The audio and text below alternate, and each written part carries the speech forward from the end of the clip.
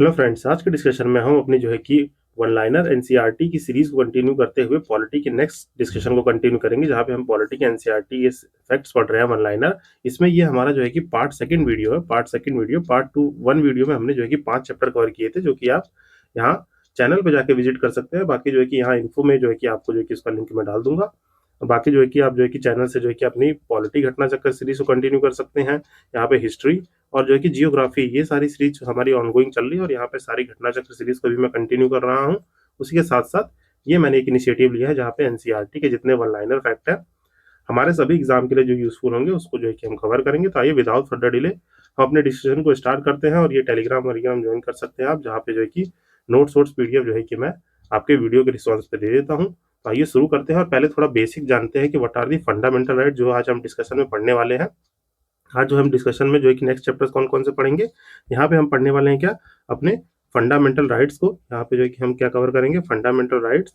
Then जो है कि directive principle of state policy को कवर करेंगे और जो है कि फंडामेंटल ड्यूटीज। यहाँ में इतने एनसीईआरटी के फैक्ट्स को जो है कि थोड़ा आपको स्टैटिक रिवाइज कराते हुए जो है कि यहाँ एनसीईआरटी फैक्ट्स जो कि पढ़ लेंगे। तो आइए शुरू करते हैं और जो है कि हम जो है कि अपने डिस्कशन में पहले थोड़ा जानते हैं, अंडरस्टैंड करते हैं कि what are the fundamental rights. ये फंडामेंटल राइट्स कहाँ से आया, कैसे, क्या इसकी कहानी है, थोड़ा सा ब्रीफिंग करेंगे कि फंडामेंटल राइट्स हैं क्या। तो जानते हैं कि हमारे कॉन्स्टिट्यूशन में फंडामेंटल राइट जो कि हमारे पार्ट थर्ड में मेंशन है। कहाँ मेंशन है, पार्ट थर्ड में मेंशन है, जो कि आर्टिकल 12 से लेकर 35 तक डील करता है।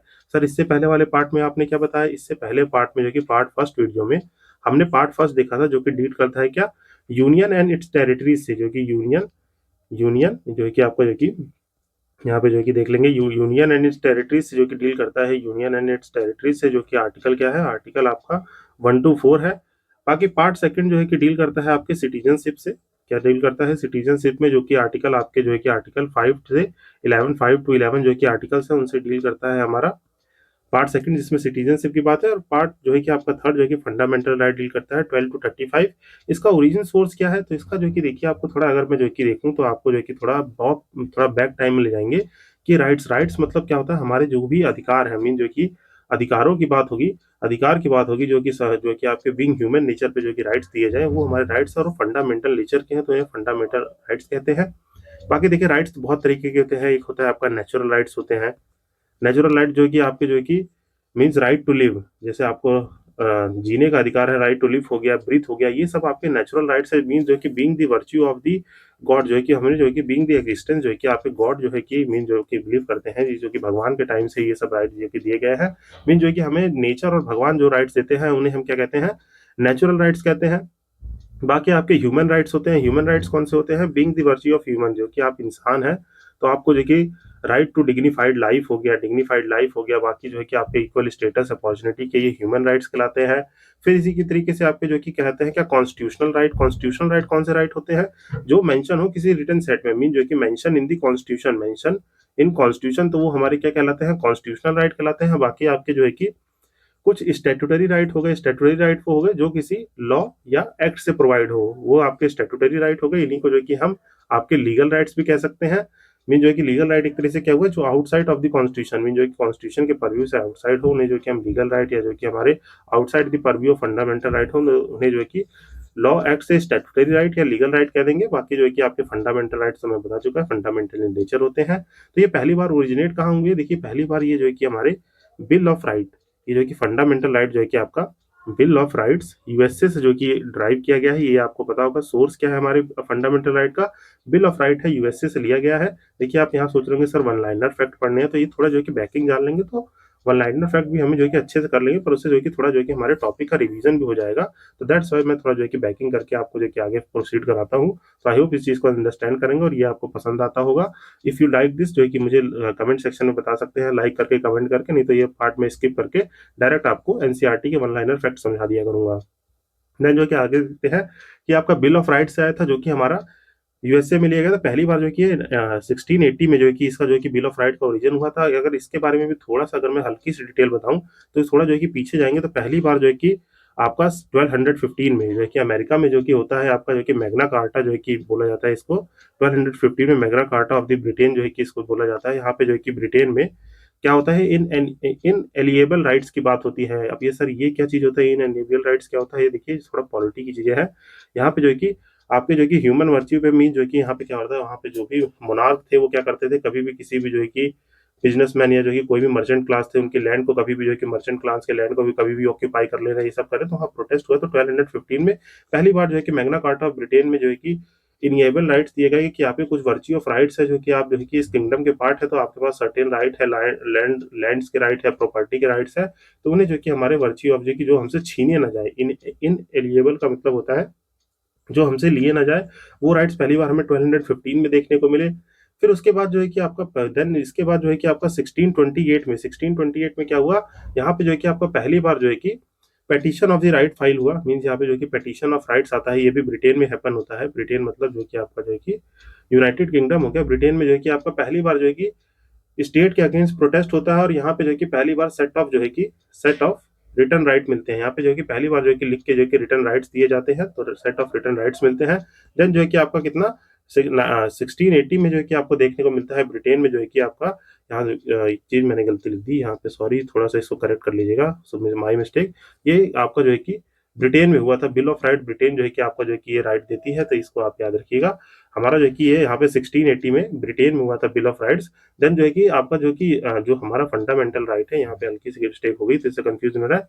ये जो है कि आपका 1791 में आपका बिल ऑफ राइट्स यूएसए से जो है कि हमारा फंडामेंटल राइट लिया गया, तो वो 1791 की बात है, जहाँ पे जो है कि स्पेसिफिक जो है कि कॉन्स्टिट्यूशन में जो है कि मेंशन था, स्पेसिफिक कॉन्स्टिट्यूशन में जो कि मेंशन था फर्स्ट टाइम यूएसए के कॉन्स्टिट्यूशन में, वहां से लिया गया। तो इसको जो है कि थोड़ा सा कंफ्यूजन हो गया मेरे से, तो ये जो है कि आप इंप्रूव कर लेंगे। बिल ऑफ राइट 1680 में पहली बार क्या हुआ, आपके रिटर्न सेट ऑफ राइट दिए गए। देन जो है कि आपका जो है कि 1791 में यहाँ पे जो है कि डिक्लेयर होता है आपका जो है कि फंडामेंटल राइट्स जो है कि ओरिजिन आते हैं। तो ये कुछ फंडामेंटल राइट की बेसिक सी बातें हो गई जो मैंने आपको बताई, तो इसको आप जो है कि आई होप जो है कि इसको करेक्ट करेंगे। यहाँ पे जो है कि एक कंफ्यूजन था, 1680 में जो है कि क्या ब्रिटेन से था, 1791 में जो है कि यूएसए के बिल ऑफ राइट से लिया गया था, तो इसको आप याद रखेंगे। बाकी हमारे इंडियन कॉन्स्टिट्यूशन के पार्ट 3 जो कि 12 to 35 है, इसमें जो है कि ओरिजिनली कितने थे, यहाँ पे ओरिजिनली हमारे पास जो है कि 7 जो है कि फंडामेंटल राइट्स है, 7 फंडामेंटल राइट्स है, जिनको मैं जो कि बता दूंगा। आपका एक फंडामेंटल राइट जो कि आर्टिकल 31 में जो कि बहुत इंपॉर्टेंट क्वेश्चन बनता है हमारा, क्या, राइट टू प्रॉपर्टी जो कि डिलीट कर दिया गया था 44th कॉन्स्टिट्यूशनल अमेंडमेंट से, ये जो कि क्वेश्चन में भी आएगा, तो इसको जो कि पढ़ लेंगे। तो याद रखिएगा अभी हमारे पास टोटल कितने 6 फंडामेंटल राइट्स है, जो कि आइए वन बाय वन करके इसको जो कि पढ़ लेते हैं और फिर आगे देखते हैं। तो देखिए यहाँ पे जो है कि इंस्पिरेशन कहाँ से लिया गया है, अमेरिका के जो है कि बिल ऑफ राइट्स से इंस्पिरेशन लिया गया है। आपके पार्ट 3 में 12 to 35 है, मैग्ना कार्टा ऑफ इंडिया कहा जाता है।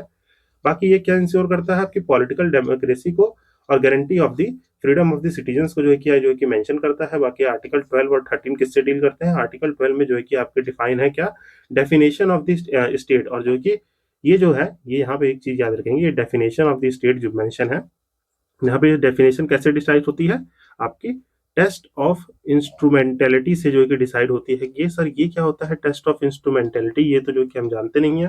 तो ये जो है कि टेस्ट ऑफ इंस्ट्रूमेंटेलिटी देखिए जानिए, यहाँ पे एक केस हुआ था, केस स्टडी जो है कि है आपकी R D Shetty versus airport authority of India. यहाँ पे R D Shetty versus airport authority of जो है कि यहाँ पे होता है, ये वर्सेज है, तो इसको जो कि याद रखिएगा, वर्सेज आपका एयरपोर्ट अथॉरिटी ऑफ इंडिया जो है कि टेस्ट ऑफ इंस्ट्रूमेंटेलिटी देता है, जो हमारे स्टेट के डेफिनेशन को डिटरमाइन करते हैं। तो इसको आपको ब्रीफली याद रखना है। यहाँ पे जो है कि 12 आर्टिकल में जो भी स्टेट को डेफिनेशन होगी वो टेस्ट ऑफ इंस्ट्रूमेंटेलिटी से आती है, जिसमें देखिए 5 तरह की कंडीशन होती है कि स्टेट जो है कि किसी भी ऑर्गेनाइजेशन का अगर स्टेट मेन फंडर हुआ, और बाकी आपका डीप एंड जो है कि यहाँ पे परसेसिव जो है कि अंडर कंट्रोल रहता है स्टेट का, फंक्शनल करेक्टर जो है कि स्टेट कंट्रोल करती है, स्टेट गवर्नमेंट की मोनोपोली है, तो वो जो है कि डेफिनेशन ऑफ स्टेट में आएगी। बाकी अगर ये सब नहीं हो रहा है कि स्टेट उसको मेनली फंड नहीं कर रहा है, तो वो स्टेट के डेफिनेशन में नहीं आएगी। जो ये सारी चीजें आप याद रखेंगे। बाकी जो है कि इसमें जो है कि नेक्स्ट आर्टिकल 13 जो है कि एक तरह से जुडिशियल रिव्यू का आर्टिकल है, जो कि हमारा जो है कि बात क्या करता है, आर्टिकल 13 आपका बात करता है कि कोई भी लॉ जो है कि आपका जो है कि इनकंसिस्टेंट होगा, वायलेट करेगा फंडामेंटल राइट के, तो अंडर आर्टिकल 32 और 226 जो है कि हाई कोर्ट और सुप्रीम कोर्ट उसको जो है कि नल एंड डिक्लेयर कर सकती है। तो ये जो है कि बात आप याद रखेंगे। बाकी जो है कि फंडामेंटल राइट देखें तो आप देखिए जो है कि हमारे पास जो है कि राइट टू इक्वालिटी है, जो कि 14 to 18 है।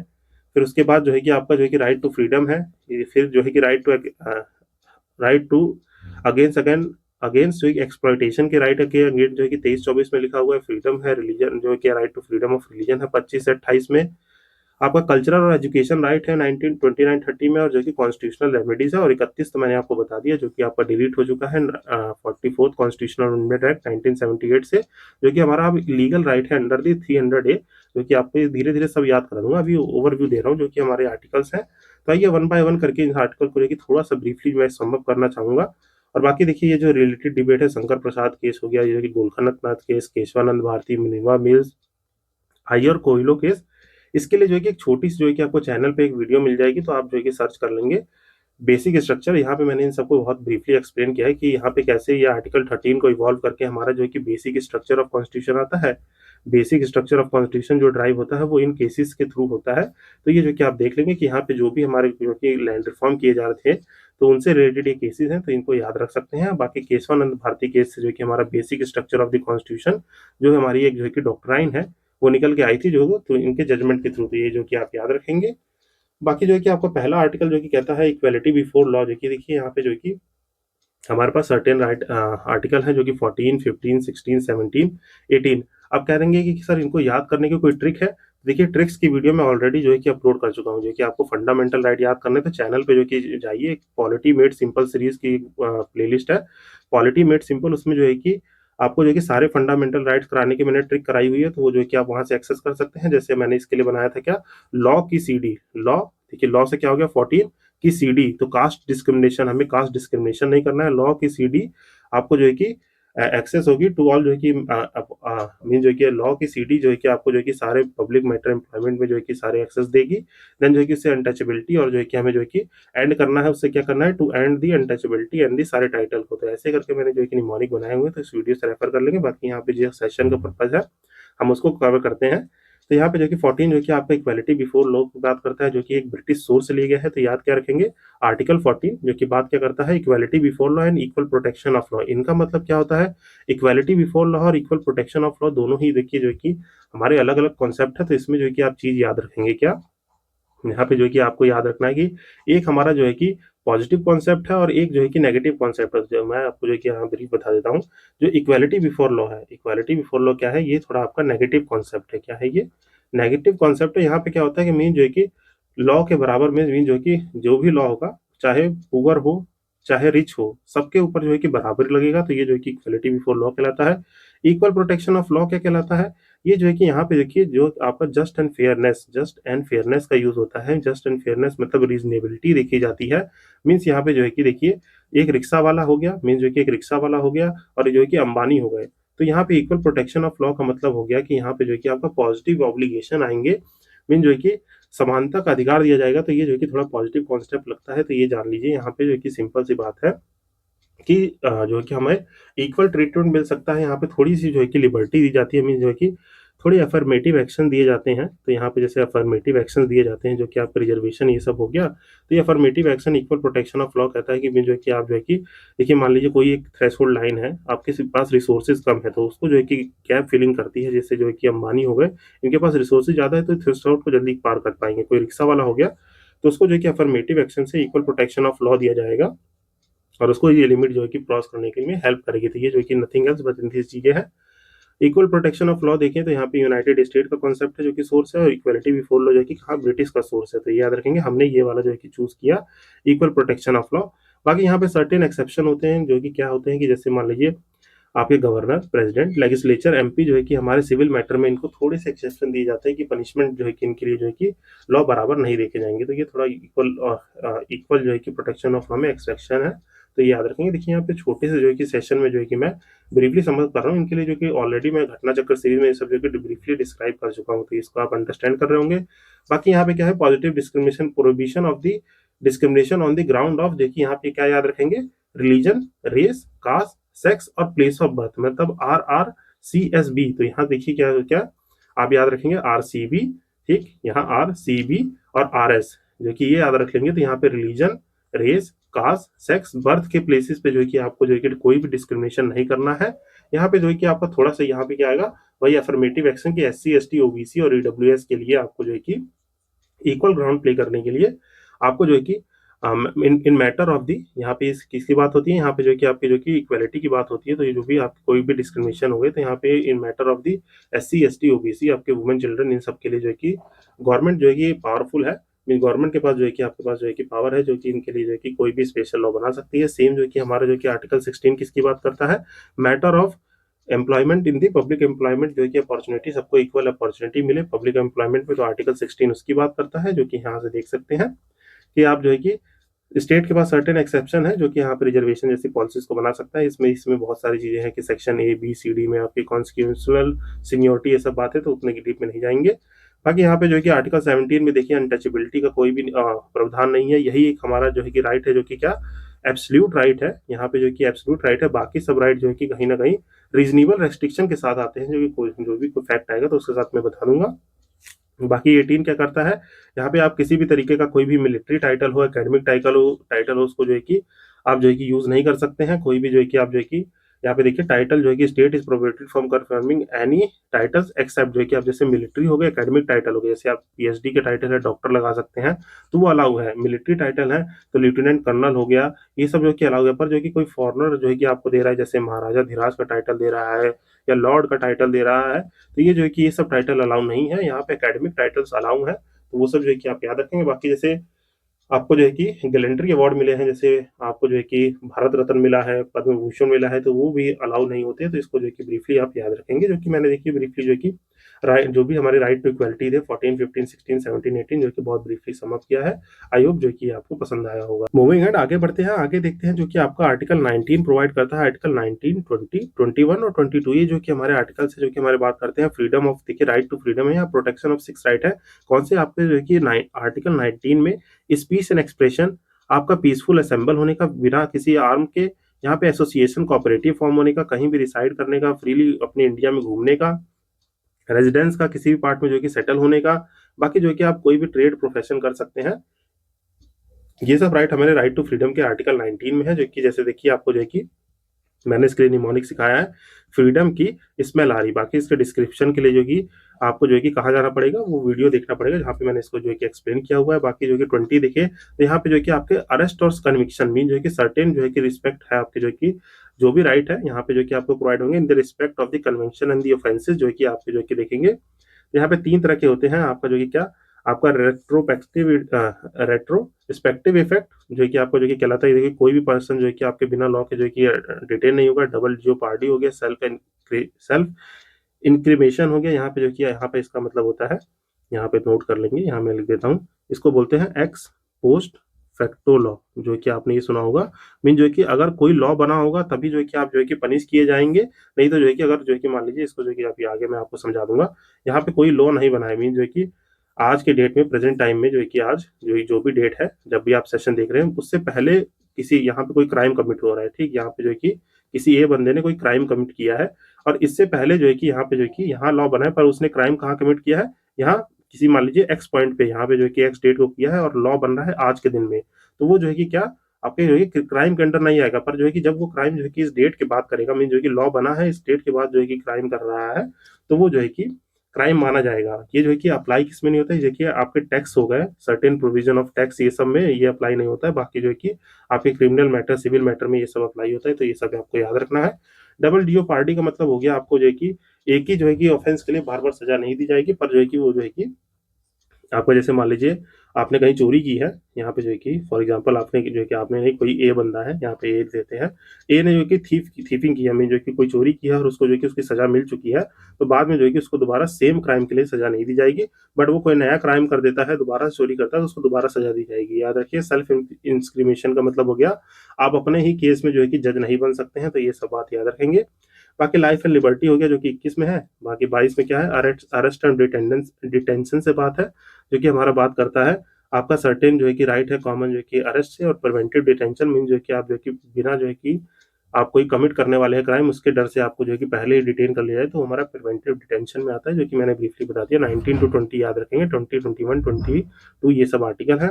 बाकी जो है कि ये एक्सप्लॉयटेशन से है, इनको याद रखेंगे। ह्यूमन ट्रैफिकिंग हो गया, जो है कि ये जो है कि ह्यूमन ट्रैफिकिंग और जो है कि फोर्स लेबर जो है कि 23 में है। 24 में जो है कि आपका जो है कि जितने भी फैक्ट्री में वर्कर्स हैं, मतलब जो है कि चाइल्ड लेबर को परफॉर्म नहीं करा सकते हैं, तो याद रखिएगा यहाँ पे क्या है, चाइल्ड लेबर जो है कि 24 में है। बाकी जो है कि आपके जो है कि क्या, यहाँ पे ह्यूमन ट्रैफिकिंग और फोर्स लेबर मतलब इंसानों की जो है कि तस्करी होती है, वो सब जो है कि यहाँ पे प्रोहिबिट की जाती है, तो वो 23 में है। फिर देन 24 में हमारा जो है कि फैक्ट्री से रिलेटेड है। देन जो है कि आपका रिलीजियस प्रैक्टिस है 25, 26, 27, 28 जो कि हमारे जो कि देखिए यहाँ पे मैंने जो कि आपको बताया था कि जो है कि आपका प्रोफेसर मैनेज करता है टैक्स जो है रिलीजियसली, ठीक है। ये जो है कि हमारे ट्रिक है, मीन जो कि यहाँ पे क्या प्रोफेस कोई भी धर्म को आप जो है कि प्रोफेस और प्रोपोगेट कर सकते हैं इंडिया में। यहाँ पे जो कि आपके जो कि रिलीजियस फ्रीडम है, मैनेज करना मीन जो कि आप अपने रिलीजन को मैनेज कर सकते हैं। 26 में जो कि क्या है, आप कोई भी एजुकेशनल इंस्टीट्यूट ये सब बना सकते हैं, उससे रिलेटेड कुछ भी होगा टैक्सटेशन, तो ये यहाँ में हमारी गवर्नमेंट लगाती है। तो याद रखिएगा, प्रोफेसर मैनेज टैक्स रिलीजियसली, ये जो है कि 4 जो है कि आर्टिकल हैं जिससे मैंने कराया, ये जो कि ट्रिक जो है कि आप वहां से रेफर कर सकते हैं। बाकी ये सब जो है कि आपके कल्चरल एजुकेशन राइट है, ये सब जो है कि याद रखेंगे। 29, 30, 32 में जो है कि क्या है आपका, यहाँ पे जो है कि हार्ट ऑफ कॉन्स्टिट्यूशन कहते हैं अम्बेडकर इसको, जो है कि यहाँ पे याद रखिएगा जो भी फाइल होती है यहाँ पे 5 तरह की जो है कि वृट्स होती हैं। वृट याद रखनी है, हैवी corpus, mandamus, prohibition, certiorari, quo warranto. ये 5 तरह की वृट जो है कि हमें दी गई हैं अंडर द आर्टिकल 32, तो ये आपको याद रखना है ब्रीफली। बाकी ये तो जो है कि आपके सर्टेन फंडामेंटल राइट्स है जो कि आप याद रखेंगे। यहाँ पे 33 बात करता है जो भी फंडामेंटल राइट आर्म फोर्सेस के हैं, वहां पे कुछ चीजें उनको मना होती है, तो ये हमारे 33 में मेंशन है। 33 में क्या है, जो भी आर्म फोर्स है, मीन जो कि आर्म फोर्सेज जैसे हमारी मिलिट्री विलिट्री होगी, वहाँ पे उनको कुछ राइट नहीं दिए जाते हैं। जैसे आप जो है कि अगर किसी ऑपरेशन पे है तो जो है कि आप डिजिटल मीडिया एक्सेस नहीं कर सकते हैं, क्योंकि इन्फॉर्मेशन बाहर ना आ जाए, तो वहाँ पे वो क्लेम नहीं कर सकते हैं कि हमारा फंडामेंटल राइट जो है कि अवॉइड हो रहा है। और जानते ही हैं हमारी आर्म फोर्सेज कितनी डिसिप्लिन और कितनी बहादुर है, तो वो इन सब चीज़ों को जो है कि मायने भी नहीं रखती। बाकी कॉन्स्टिट्यूशन में इसका प्रोविजन दिया हुआ है। बाकी जो है कि exception to the fundamental line during the martial law, जो कि हमारा मार्शियल लॉ मिलिट्री रूल लग जाए तो उसमें जो है कि क्या फंडामेंटल राइट अफेक्ट होंगे, यहाँ 34 में लिखा हुआ है। 35 में जो है कि आपका है एक्सक्लूसिव पावर है पार्लियामेंट के पास, कि वो जो है कि सर्टेन फंडामेंटल राइट जो है कि नॉट दी, ये जो कि सर्टेन फंडामेंटल राइट्स पे जो कि लॉ बना सकती है, तो ये हमारी एक्सक्लूसिव पावर है पार्लियामेंट की, स्टेट लेजिस्लेचर की नहीं है, ये याद रखेंगे। बाकी आर्टिकल 31 यहाँ पे जो है कि आपका डिलीट कर दिया गया है, क्या आपका राइट टू प्रॉपर्टी, और अंडर दी आर्टिकल 300 जो है कि एक लीगल राइट है। तो इतने जो है कि कुछ जो है कि मैंने आपको फंडामेंटल राइट्स की बैकिंग बताई। अब यहाँ से जो है कि क्या पढ़ेंगे, अपने जो भी वन लाइनर फैक्ट है, तो आइए इनको जो है कि जल्दी जल्दी पढ़ लेते हैं। तो देखिए यहाँ पे जो है कि बात कर रहा है कि ये which country develop the fundamental rights for the first time, तो किसने डेवलप किया, ब्रिटेन ने डेवलप किया। तो ये देखिए यहाँ से जो कि आप चीजें जो है कि रिलेट कर पा रहे होंगे। लेकिन जो कि शुरू में भी हो सकता है कई लोग जो कि वो चीजें देख के सेशन छोड़ के भाग जाते हैं, तो उनको जो है कि ये चीज समझ नहीं आ पाएगी। अब देखिए इतनी बैकिंग करने के बाद ये क्वेश्चन आपको समझ में आ रहा होगा कि किस कंट्री ने डेवलप किया फंडामेंटल राइट, तो ब्रिटेन ने। देखिए यहाँ पे जो कि मैं इसको लिंक कर रहा हूँ, तो यहाँ पे शुरू में इसीलिए जो है कि ये मैंने थोड़ी सी कहानी बताई थी, मैग्ना कार्टा ऑफ ब्रिटेन कहा जाता है, जहाँ पे इन एलिजिबल राइट दिए गए थे। ये हमारा 1215 में था, तो इसको जो है कि आप रिलेट कर पा रहे होंगे। तो हम जो है कि इसी तरीके से सेशन को कंटिन्यू करते हैं वापस, जो है कि अब देखें तो यहाँ पे when did the British emperor John pass the Magna carta, ये देखिए 1215 एडी में जो कि पास किया गया, 1215 एडी में। तो ये जो कि आपको समझ में आ रहा होगा कि 1215 एडी में किसने किया, एम्परर जॉन, ब्रिटिश के एम्पायर जॉन थे, इन्होंने जो कि मैग्ना कार्टा को जो कि पास किया था। फिर आगे देखिए तो यहाँ पे कह रहा है कि which country in 1789 guaranteed the fundamental rights to its citizen, जो कि declaration of the fundamental right of human citizen. तो यहाँ फ्रांस, तो यहाँ पे फ्रेंच रेवोल्यूशन हुआ था। क्या फ्रेंच रेवोल्यूशन, इसको याद रखेंगे, क्या फ्रेंच रेवोल्यूशन हुआ था, जहाँ पे बात किसकी हुई थी, आपकी इक्वेलिटी, फर्टर्निटी फर्टर्निटी और जो है कि लिबर्टी की। तो यहाँ पे इनकी बात हुई थी, तो ये जो है कि मैं बताना भूल गया था, इसको जो कि याद रखेंगे। यहाँ पे जो कि हमारा इससे पहले मीन जो है कि आपका यहाँ क्या कहाँ क्या, ये 1719 से पहले ये फिनोमेना भी हुआ था 1789 का, जो कि हमारा फ्रेंच लिबर्टी से जो है कि डील करता है। तो इससे पहले बिल ऑफ राइट जो है कि वैसे से ड्रॉप करने से पहले यहाँ पे जो है कि पहली बार जो है कि ये राइट्स दिए गए थे। तो ये जो है कि याद रखेंगे 1789 में जो है कि पहली बार जो है कि आपका फ्रांस ने जो है कि ये सब दिया था, तो ये याद रखेंगे। बाकी what was the name of the document that provided the written fundamental rights to British citizen, तो ये किसने थे कि मैग्ना कार्टा और the charter of the rights जो कि कहेंगे इसको, क्या Magna carta of the Britain या चार्टर ऑफ द राइट्स कहेंगे। तो इसने जो कि पहली बार ये डॉक्यूमेंट था जिसने फंडामेंटल राइट्स जैसी चीज को मेंशन किया था, जो कि मैं आपको ऊपर बता चुका हूँ। फिर through the bill which will demand of the fundamental rights for put forward in India, तो किसमें जो है कि पहली बार जो है कि बात रखी हमारे इंडिया में फंडामेंटल राइट्स की, तो ये क्या था, कॉन्स्टिट्यूशनल बिल 1895, जो कि किसने जो कि बात रखी थी, कॉन्स्टिट्यूशनल बिल 1895। इस वक्त कौन सा एक्ट चल रहा था, देखिए इस वक्त क्या था, इंडियन काउंसिल एक्ट कौन सा था आपका 1892। इसके बाद की बात है, पहला कौन सा, इंडियन काउंसिल एक्ट की बात करें तो देखिए पहला जो कि 1861 में आया था, जो कि ऑर्डिनेंस ये सब बनाता है। फिर जो है कि 92 का आया। उसके बाद जो है कि आपका 1909 में जो है कि आपका जो है कि एक्ट आता है, वो जो है कि मॉन्टेमिलो रिफॉर्म कराता है। उसके बीच में ही आपका जो है कि यहाँ पे ब्रिटिश ने जो है कि इंडिया में फंडामेंटल राइट के प्रूफ फॉरवर्ड किया था, जो कि हमारा क्या है, कॉन्स्टिट्यूशनल बिल 1895 से है, तो ये आप याद रखेंगे। फिर आगे करेगा whose report suggested the inclusion of the fundamental rights in the Indian citizen, तो ये जो है कि हमारे जो है कि इंक्लूजन ऑफ फंडामेंटल राइट हमारे जो है कि आपका जो है कि इंडियन कॉन्स्टिट्यूशन में जो कि अडॉप्ट होते, ये जो है कि हमारे एम एन रॉय साहब, जो हमारे एम एन रॉय जी थे, एम एन रॉय जी, इन्होंने जो है कि मोतीलाल नेहरू रिपोर्ट जो है कि थी 1928 की, उसमें ये मेंशन था, तो ये याद रखेंगे ब्रीफली कि मोतीलाल नेहरू रिपोर्ट जो है कि 1928 की, उसमें जो है कि पहली बार inclusion of the fundamental rights हुए थे इंडियन कॉन्स्टिट्यूशन में, तो यू मस्ट रिमेंबर दिस। तो इतनी सारी चीजें देखिए, ऊपर की जो चीज थी इंट्रोडक्शन वाली चीज, ये आपको क्लियर हो गई। क्या क्या ईयर याद रखना है, यहाँ पे 1215 याद रखना है आपको, 1789 याद रख सकते हैं, ठीक। और बाकी जो है कि वहां बीच में जो है कि 1680 बताया होगा, वो याद रख सकते हैं। बाकी 1791 याद रख सकते हैं। इतनी सारी चीजें आपको मस्ट रिमेंबर होनी चाहिए कि मैग्ना कार्टा हुआ, यहाँ फ्रांस ने पहली बार दिया, यहाँ पे जो है कि क्या हुआ, बिल ऑफ राइट यूएसए का आया, जिससे हमने जो है कि अडॉप्ट किया है, यहाँ पे जो है कि पहली बार रिटर्न सेट जो है कि डॉक्यूमेंट में जो कि ब्रिटेन में दिए गए थे, तो ये सब जो है कि आप याद रखेंगे। फिर आइए जो है कि इसके कॉन्स्टिट्यूशनल प्रोविजन से डील करते हैं हम। जो कि हम देखें तो कॉन्स्टिट्यूशनल प्रोविजन में पहला जो कि कह रहा है कि in the constitution of the India fundamental right were part of, किसके पार्ट थे, हमारे ओरिजिनल कॉन्स्टिट्यूशन के, तो याद रखिए फंडामेंटल राइट जो है कि हमारे ओरिजिनल कॉन्स्टिट्यूशन में पहले से अवेलेबल है, कहीं से जो है कि बाद बाद में कभी ऐड नहीं किए गए थे, पहले से ओरिजिनल कॉन्स्टिट्यूशन में हमारे किसमें, आप याद रखेंगे in the part third from the article 12 to 35, it is the mention in the from article 12 to 35, ये ओरिजिनल कॉन्स्टिट्यूशन में मेंशन है, ऑल्दो आपको याद रखना है, बल्कि एक जो है कि डिलीट किया गया है, जो कि आगे देखेंगे हम। फिर जो है कि आपका कह रहा है कि in which part of the Indian constitution fundamental right enshrined है, तो ये पार्ट 3 12 से 35 बिल्कुल बताया गया, ये क्योंकि याद कर लीजिए कि पहला क्या है, पहला पार्ट है आपका क्या, पहला पार्ट क्या है सिटीजनशिप का, और सॉरी पहला पार्ट जो है कि मेरे से गलती होगी, पहला पार्ट क्या है आर्टिकल 1 टू 4, जो कि बात करता है यूनियन एंड टेरिटरीज की, यूनियन एंड टेरिटरीज की। देन जो है कि बात करता है सेकंड पार्ट किसकी, सिटीजनशिप की, सेकंड पार्ट किसका, सिटीजनशिप की बात करता है, बल्कि आर्टिकल 5 टू 11 में है। थर्ड पार्ट याद रखेंगे जो कि 12 से 35 है हमारे फंडामेंटल राइट, उसमें से ओरिजिनली देखें तो 12 से जो है कि आपका जो है कि 30 जो है कि 14 से 30 तक कोर जो है कि फंडामेंटल राइट्स की बात करते हैं, 12-13 जो है कि स्टेट की डेफिनेशन और जो कि जुडिशियल रिव्यू से बात करता है, 33 34 35 जो है कि कुछ जो है कि अदर फंडामेंटल राइट, मतलब मिलिट्री से मीन मार्शियल लॉ, इन सब से डील करते हैं, और 35 क्या है आपका जो है कि पावर ऑफ द पार्लियामेंट है, जो हमारी जो है कि फंडामेंटल राइट्स कहीं भी स्टेट के पास नहीं है, इसमें जो है कि पार्लियामेंट के पास पावर है, जो कोई भी लॉ बना सकती है। बाकी जो कि नेक्स्ट क्वेश्चन देखिए आपका कह रहा है कि हाउ मेनी फंडामेंटल राइट जो कि मेंशन है इंडियन कॉन्स्टिट्यूशन में, तो 6, तो ये जो कि इंडियन कॉन्स्टिट्यूशन में भी 6 है। यहाँ पे जो कि क्वेश्चन कहते हैं कि ओरिजिनल कॉन्स्टिट्यूशन में कितने थे, तो 7। देखिए अगला जो है कि वही कह रहे हैं कि how many fundamental rights were given in the original constitution, अगर ओरिजिनल कॉन्स्टिट्यूशन पूछ ले तो जो है कि आंसर क्या हो जाएगा 7, अगर खाली कॉन्स्टिट्यूशन की बात हो तो 6, देखिए आप याद रखेंगे। फिर कह रहा है कि in enshrining the fundamental right in the Indian constitution, जबकि आपका कॉन्स्टिट्यूएंट असेंबली है ड्रॉ करता है इंस्पिरेशन कहाँ से, तो ये हमारा अमेरिकन बिल ऑफ राइट्स से हुआ है, तो ये आप याद रखेंगे, जो कि कितना 1791, जो कि मैं आपको जो कि बार बार बता चुका हूँ, कहाँ जो है कि हमने अमेरिकन कॉन्स्टिट्यूशन से लिया है, कहाँ पे 1791 से जो कि ये लिया गया है, तो इसको जो है कि आप ब्रीफली याद रखेंगे, जो कि आप कमेंट सेक्शन में भी जाके टाइप करिए कि जो कि हमारा 1791 में जो है कि आपका जो है कि ये जो है कि हमारा फंडामेंटल राइट जो है कि दिया गया है हमारे इंडियन कॉन्स्टिट्यूशन में, तो ये जो है कि आपको टाइप करना है। बाकी यहाँ पे जो कि नेक्स्ट आपका कह रहा है कि कौन सा प्रोविजन है इंडियन कॉन्स्टिट्यूशन में जो कि डिस्क्राइब करता है मैग्ना कार्टा ऑफ इंडिया, तो फंडामेंटल राइट जो है कि इंडिया का मैग्ना कार्टा ऑफ इंडिया कहलाता है।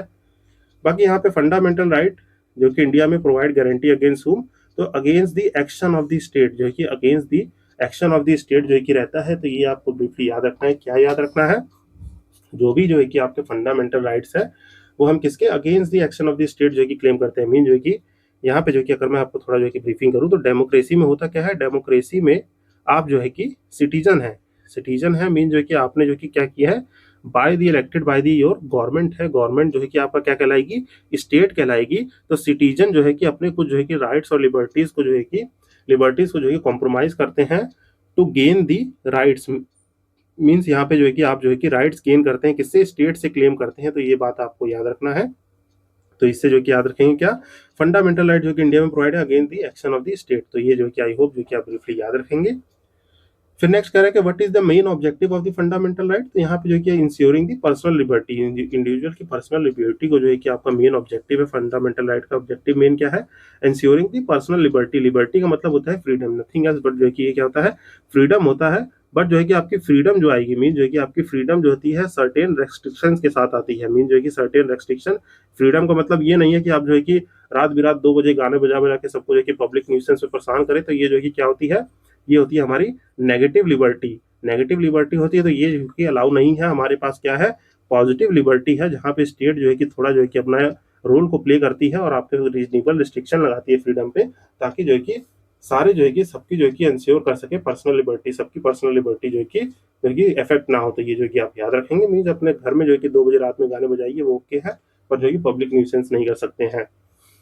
देन जो है कि नेक्स्ट देखिए, तो यहाँ पे कह रहे हैं कि fundamental right in the Indian constitution guarantee the protection of the freedom of the citizen, जो है कि ये सब गारंटी करता है हमारी। तो याद रखना है कि फंडामेंटल राइट जो है कि हमारे इंडियन कॉन्स्टिट्यूशन में गारंटी किसकी प्रोवाइड कर रहा है, फ्रीडम ऑफ द सिटीजन की।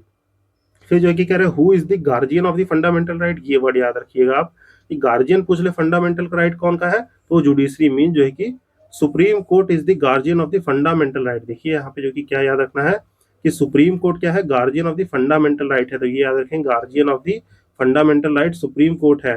देन जो है कि आपका सुप्रीम कोर्ट को ही आपको जो है कि final interpreter of the constitution भी कहा जाता है, इंटरप्रिटेटर ऑफ कॉन्स्टिट्यूशन। तो ये जो है कि याद रखेंगे, ये भी जो है कि सुप्रीम कोर्ट ही कहलाते हैं। पर जो है कि हमारे फंडामेंटल राइट के गार्जियन और प्रोटेक्टर कौन है, जुडिशरी, मतलब कि सुप्रीम कोर्ट, हाई कोर्ट, ये सब जो है कि गार्जियन है कि प्रोटेक्टर है। तो ये याद रखिएगा, इसको जो है कि मस्ट आपको याद रखना है कि सुप्रीम कोर्ट जो है कि हमारा जो है कि गारंटर और द गार्जियन है। क्योंकि यहाँ पे आपका फंडामेंटल राइट जो है कि अगर वायलेट हो रहा है, तो आप जो है कि डायरेक्ट अंडर दी आर्टिकल 32 आप डायरेक्ट सुप्रीम कोर्ट वॉक कर सकते हैं। तो ये आपको याद रखना है। बाकी जो कि कह रहे हैं कि amendment act of the Indian constitution जो कि डिलीट किया था क्या, राइट टू प्रॉपर्टी। तो जो है कि हमारा आप जो है कि एक लीगल राइट है। तो यहाँ पे देखिए क्वेश्चन कह रहा है कि यहाँ पे जो कि आपका राइट टू प्रॉपर्टी जो है कि क्या कॉन्स्टिट्यूशन से डिलीट कर दिया गया और वो जो है कि लीगल राइट बना दिया गया अंडर दी 300A। तो वो किसने किया है, ये जो है कि आपके 44th कॉन्स्टिट्यूशनल अमेंडमेंट एक्ट 1978 के जो है कि 1978 का इसने किया था। ये याद रखेंगे। देखिए एक चीज जो है कि मैं आपको यहाँ ब्रीफ कर दूं, मोस्टली कॉन्स्टिट्यूशन में देखिए 42वें कॉन्स्टिट्यूशनल अमेंडमेंट एक्ट 1976 ने चीजों को ब्रीफली ऐड किया है। बाकी 44th कॉन्स्टिट्यूशनल अमेंडमेंट एक्ट ने चीजों को 1978 के इन्होंने चीजों को डिलीट किया है। मीन्स यहाँ से चीजों को चेंज किया गया, यहाँ से प्रोविजन वापस ला गया। हालांकि इसमें भी कुछ कुछ चीजें ऐड की हैं। अगर कंफ्यूजन हो तो मोस्ट केस में आप गैसिंग वर्क ये कर सकते हैं। जैसे यहाँ पे देखिए, यहाँ पे जो है कि आपका प्रॉपर्टी वाला डिलीट किया गया है किससे, 44 कॉन्स्टिट्यूशनल अमेंडमेंट एक्ट से। इसको आप याद रखेंगे। फिर जो है कि कह रहा है कि विच केस जो है कि आपका did supreme court observe that the fundamental right represent the basic value cherished by the people of the country since Vedic times and they calculated to protect the human dignity of the individual. तो ये जो है कि यहाँ देखिए, यहाँ पे Maneka Gandhi versus union of India of case, यहाँ पे जो कि किया गया था। मीन जो कि कह रहा है कि कौन सा ऐसा केस था जहां पे सुप्रीम कोर्ट ने ऑब्जर्व किया कि फंडामेंटल राइट जो है कि रिप्रेजेंट करते हैं हमारे बेसिक वैल्यू को रिप्रेजेंट करते हैं सिंस द वैदिक टाइम, और जो है कि प्रोटेक्ट करता है ह्यूमन डिग्निटी को। तो यहाँ पे याद रखा है Maneka Gandhi versus union of India के केस में देखिए देखा गया। और यहीं से एक चीज याद रखेंगे, आपका जो ड्यू प्रोसेस ऑफ लॉ है, यहाँ पे ड्यू प्रोसेस ऑफ लॉ एक चीज आती है, वो यहीं से स्टेब्लिश हो गई थी। मीन जो है कि अब जो है कि सारे लॉ जो है कि आपके जस्ट, फेयर एंड रीजनेबल देखे जाएंगे। मीन जो है कि आपका जो है कि जो यहाँ पे देखिए जस्ट फेयर एंड रीजनेबल, ये भी एक अमेरिकन कॉन्सेप्ट है, जो कि हमारा एक अमेरिकन कॉन्सेप्ट है। यहाँ पे दो कॉन्सेप्ट होते हैं, एक होता है क्या, procedure, procedure established by law. ये क्या होता है सर, ये जो है कि थोड़ा जो है कि प्रोसीजर इस्टेब्लिश्ड बाय लॉ, ये एक ब्रिटेन का कॉन्सेप्ट है जो कि इंडिया में पहले फॉलो होता था। मीन जो है कि आपकी पार्लियामेंट अगर लॉ बना दे रही है, कोई भी पार्लियामेंट लॉ बना दे रही है, तो वो जो है कि सही है बिल्कुल। पर जो है कि मेनका गांधी केस से क्या हुआ, यहाँ पे आपका ड्यू प्रोसेस ऑफ लॉ देखे जाने लगा। मीन जो कि अमेरिकन कॉन्सेप्ट है, यहाँ पे आपका जो कि जस्ट एंड फेयर रीजनेबल भी होना चाहिए लॉ, तभी जो है कि वो माना जाएगा। तो ये जो कि ब्रीफली आप याद रखेंगे। फिर आगे बढ़ते हैं, इसी के साथ जो है कि नेक्स्ट देखते हैं, यहाँ पे जो कि बात कर रहा है क्या, किस केस में जो है कि हमारा सुप्रीम कोर्ट ने दिया था कि इनोवेशन जो है कि बेसिक स्ट्रक्चर जो है कि डॉक्ट्राइन। तो ये केशवानंद भारती केस में हुआ था 1973 के। तो ये याद रखेंगे, केशवानंद भारती केस 1973 में हमारा जो है कि सुप्रीम कोर्ट का जो है कि ये देखा गया था। तो ये आपको याद रखना है। फिर जो है कि यहाँ पे देखेंगे तो आपको केस कह रहे हैं, supreme court held that the fundamental right enable a man to chalk out his own life. Mean जो है कि आपका जो है कि कोई भी जो है कि सुप्रीम कोर्ट में जो है कि फंडामेंटल लाइन दिया कि कोई भी अपना मैन आदमी जो है कि अपनी लाइफ को जो है कि किसी भी तरह से जो है कि सूट नहीं सकता है, चॉकआउट का मतलब क्या नहीं ले सकता है। तो ये Golaknath versus state of Punjab case में जो है कि ये देखने को मिला था, तो ये आप याद रखेंगे। बाकी कह रहा है कि in which case did supreme court propounded the doctrine of eclipse. Doctrine of eclipse का क्या मतलब होता है? इक्लिप्स का मतलब होता है जैसे सोलर इक्लिप्स, लूनर इक्लिप्स होता है, उसी तरह से इक्लिप्स का मतलब है कि कोई भी जो है कि डॉक्ट्राइन ऑफ इक्लिप्स जो है कि सर्टेन पार्ट को इफेक्ट करेगी, पूरे पार्ट को इफेक्ट नहीं करेगी। तो ये Bhikaji Narayan versus state of Madhya Pradesh में हुआ था। तो यहाँ पे सुप्रीम कोर्ट ने डॉक्ट्राइन ऑफ इक्लिप्स निकाला था, जिसमें देखिए कोई एक बड़ा सा लॉ है, मीन जो कि एक लॉ है, उसमें कोई पार्ट छोटा सा जो है कि खराब है, तो डॉक्ट्राइन ऑफ इक्लिप्स यही कहेगा कि जो कि यहाँ पे इस छोटे पार्ट को जो कि अफेक्ट किया जाएगा, पूरे लॉ को जो कि नल एंड वॉइड नहीं डिक्लेयर किया जाएगा। तो यही होता है आपका जो कि Bhikaji Narayan versus state of Madhya Pradesh में देखने को मिला था, जहाँ पे सुप्रीम कोर्ट ने प्रोफाउंड किया था डॉक्ट्राइन ऑफ इक्लिप्स। देन जो है कि नेक्स्ट है आपका जो कि in which case did supreme court held that a pre constitutional law जो है कि आपका इनकंसिस्टेंट होगा फंडामेंटल राइट के इज नॉन नलिटी और नॉन एग्जिस्टेंस में आएगा ऑल केसेस जो है कि ऑल पर्पजेस के लिए। तो ये जो है कि आपका state of Gujarat versus Shri Ambika mill case में जो है कि ये देखने को मिला था। तो ये क्या है, यहाँ पे state of Gujarat versus Shri Ambika mills case में ये देखने को मिला था कि सुप्रीम कोर्ट ने कह दिया कोई भी जो कि पोस्ट कॉन्स्टिट्यूशनल लॉ, यहाँ पे देखिए अगर मैं थोड़ा सा ब्रीफ जाऊं तो यहाँ पे जो कि यहाँ बात हो रही है आपके यहाँ पे 13 आर्टिकल जो 13 है उसमें जो कि सेक्शन आपका 1, 2, 3 जुड़ता है। ये प्री कॉन्स्टिट्यूशनल जो है कि पोस्ट कॉन्स्टिट्यूशनल लॉ से जो है कि रिलेटेड प्रोविजन है। तो यहाँ पे ये सब थोड़ा जो है कि समझना पड़ेगा, जो है कि चीज़ें जो है कि थोड़े गहराई में जानी पड़ेंगी, तब जो है कि चीज़ें समझ में आएंगी। तो उस पर ना जाते हुए यहाँ पे जो है कि मैं हल्का सा जो है कि ब्रीफ कर देता हूँ कि ये प्री कॉन्स्टिट्यूशनल लॉ और पोस्ट कॉन्स्टिट्यूशनल लॉ का मतलब क्या है। जो भी कॉन्स्टिट्यूशन मीन जो कि कॉन्स्टिट्यूशन से बनने से प्री कॉन्स्टिट्यूशनल लॉ जैसे आईपीसी, सीआरपीसी ये सब थे, तो इनको जो कि हालांकि अभी जो है कि रिप्लेस कर दिया गया, ये प्री कॉन्स्टिट्यूशनल लॉ कहलाते हैं। पोस्ट कॉन्स्टिट्यूशनल लॉ जो है कि आपके इससे जो है कि कॉन्स्टिट्यूशन के बाद बनने से बने, जैसे आपका जो है कि मान लीजिए सिटीजनशिप अमेंडमेंट एक्ट 1955 है, तो ये सब जो है कि पोस्ट कॉन्स्टिट्यूशनल लॉ कहलाएंगे। तो वही जो है कि ये कह रहा है कि फंडामेंटल राइट जो है कि कोई भी इनकंसिस्टेंट कर रहा है तो वो नलिटी मीन जो है कि उसको जो कि नल एंड डिक्लेयर नहीं करेगा। तो ये जो कि हमारा state of Gujarat versus Shri Ambika case में था। तो ये जो कि आप याद रखेंगे ब्रीफली। बाकी जो कि फंडामेंटल राइट्स वाले सब वीडियो देखेंगे तो वो जो कि चीजें और क्लियर हो जाएंगी। बाकी घटना चक्र में ये सब जो कि मैंने बहुत अच्छे से पढ़ाया हुआ है, तो वहां से रेफर कर सकते हैं। यहाँ पे हमने देख लिया, देखिए इंट्रोडक्शन, कॉन्स्टिट्यूशनल प्रोविजन देख लिया, जो कि टाइम लगता है पर चीजों को मैं थोड़ा जो है कि ब्रीफली एक्सप्लेन करता हूँ, इसलिए थोड़ा टाइम लगता है। तो आई होप इसको आप अंडरस्टैंड करते होंगे।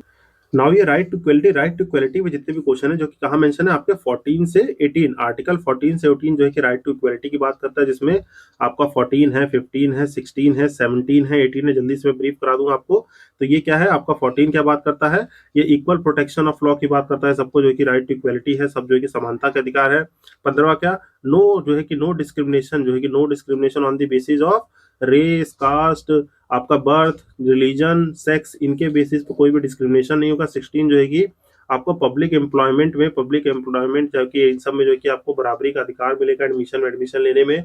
17 जो है क्या है, अनटचेबिलिटी को जो है कि खत्म करना है, छुआछूत इन सबको खत्म करना है। 18 क्या है, abolition of the end title करना है। तो ये जो कि आपको ब्रीफली याद रहने चाहिए। बाकी देखिए देखिए तो यहाँ पे जो कि आपको कह रहा है कि which articles in the Indian constitution जो कि हमें ग्रांट करते हैं राइट टू इक्वलिटी, तो 14 से 18 जो कि मैंने आपको ब्रीफली एक्सप्लेन कर दिए। फिर कह रहा है कि इंडियन कॉन्स्टिट्यूशन में प्रोवाइड है सिटीजन को इक्वालिटी बिफोर लॉ, सारे लॉ के बराबर जो है कि इक्वालिटी, सभी लॉ के पहले जो है कि सबको बराबरी का अधिकार, इक्वल प्रोटेक्शन ऑफ लॉ। तो ये कहाँ है, आर्टिकल 14 इसकी बात करता है। बाकी कॉन्सेप्ट है इक्वालिटी बिफोर लॉ, जो इंडियन कॉन्स्टिट्यूशन में है, कहाँ से लिया गया, तो ये यूनाइटेड किंगडम से लिया गया।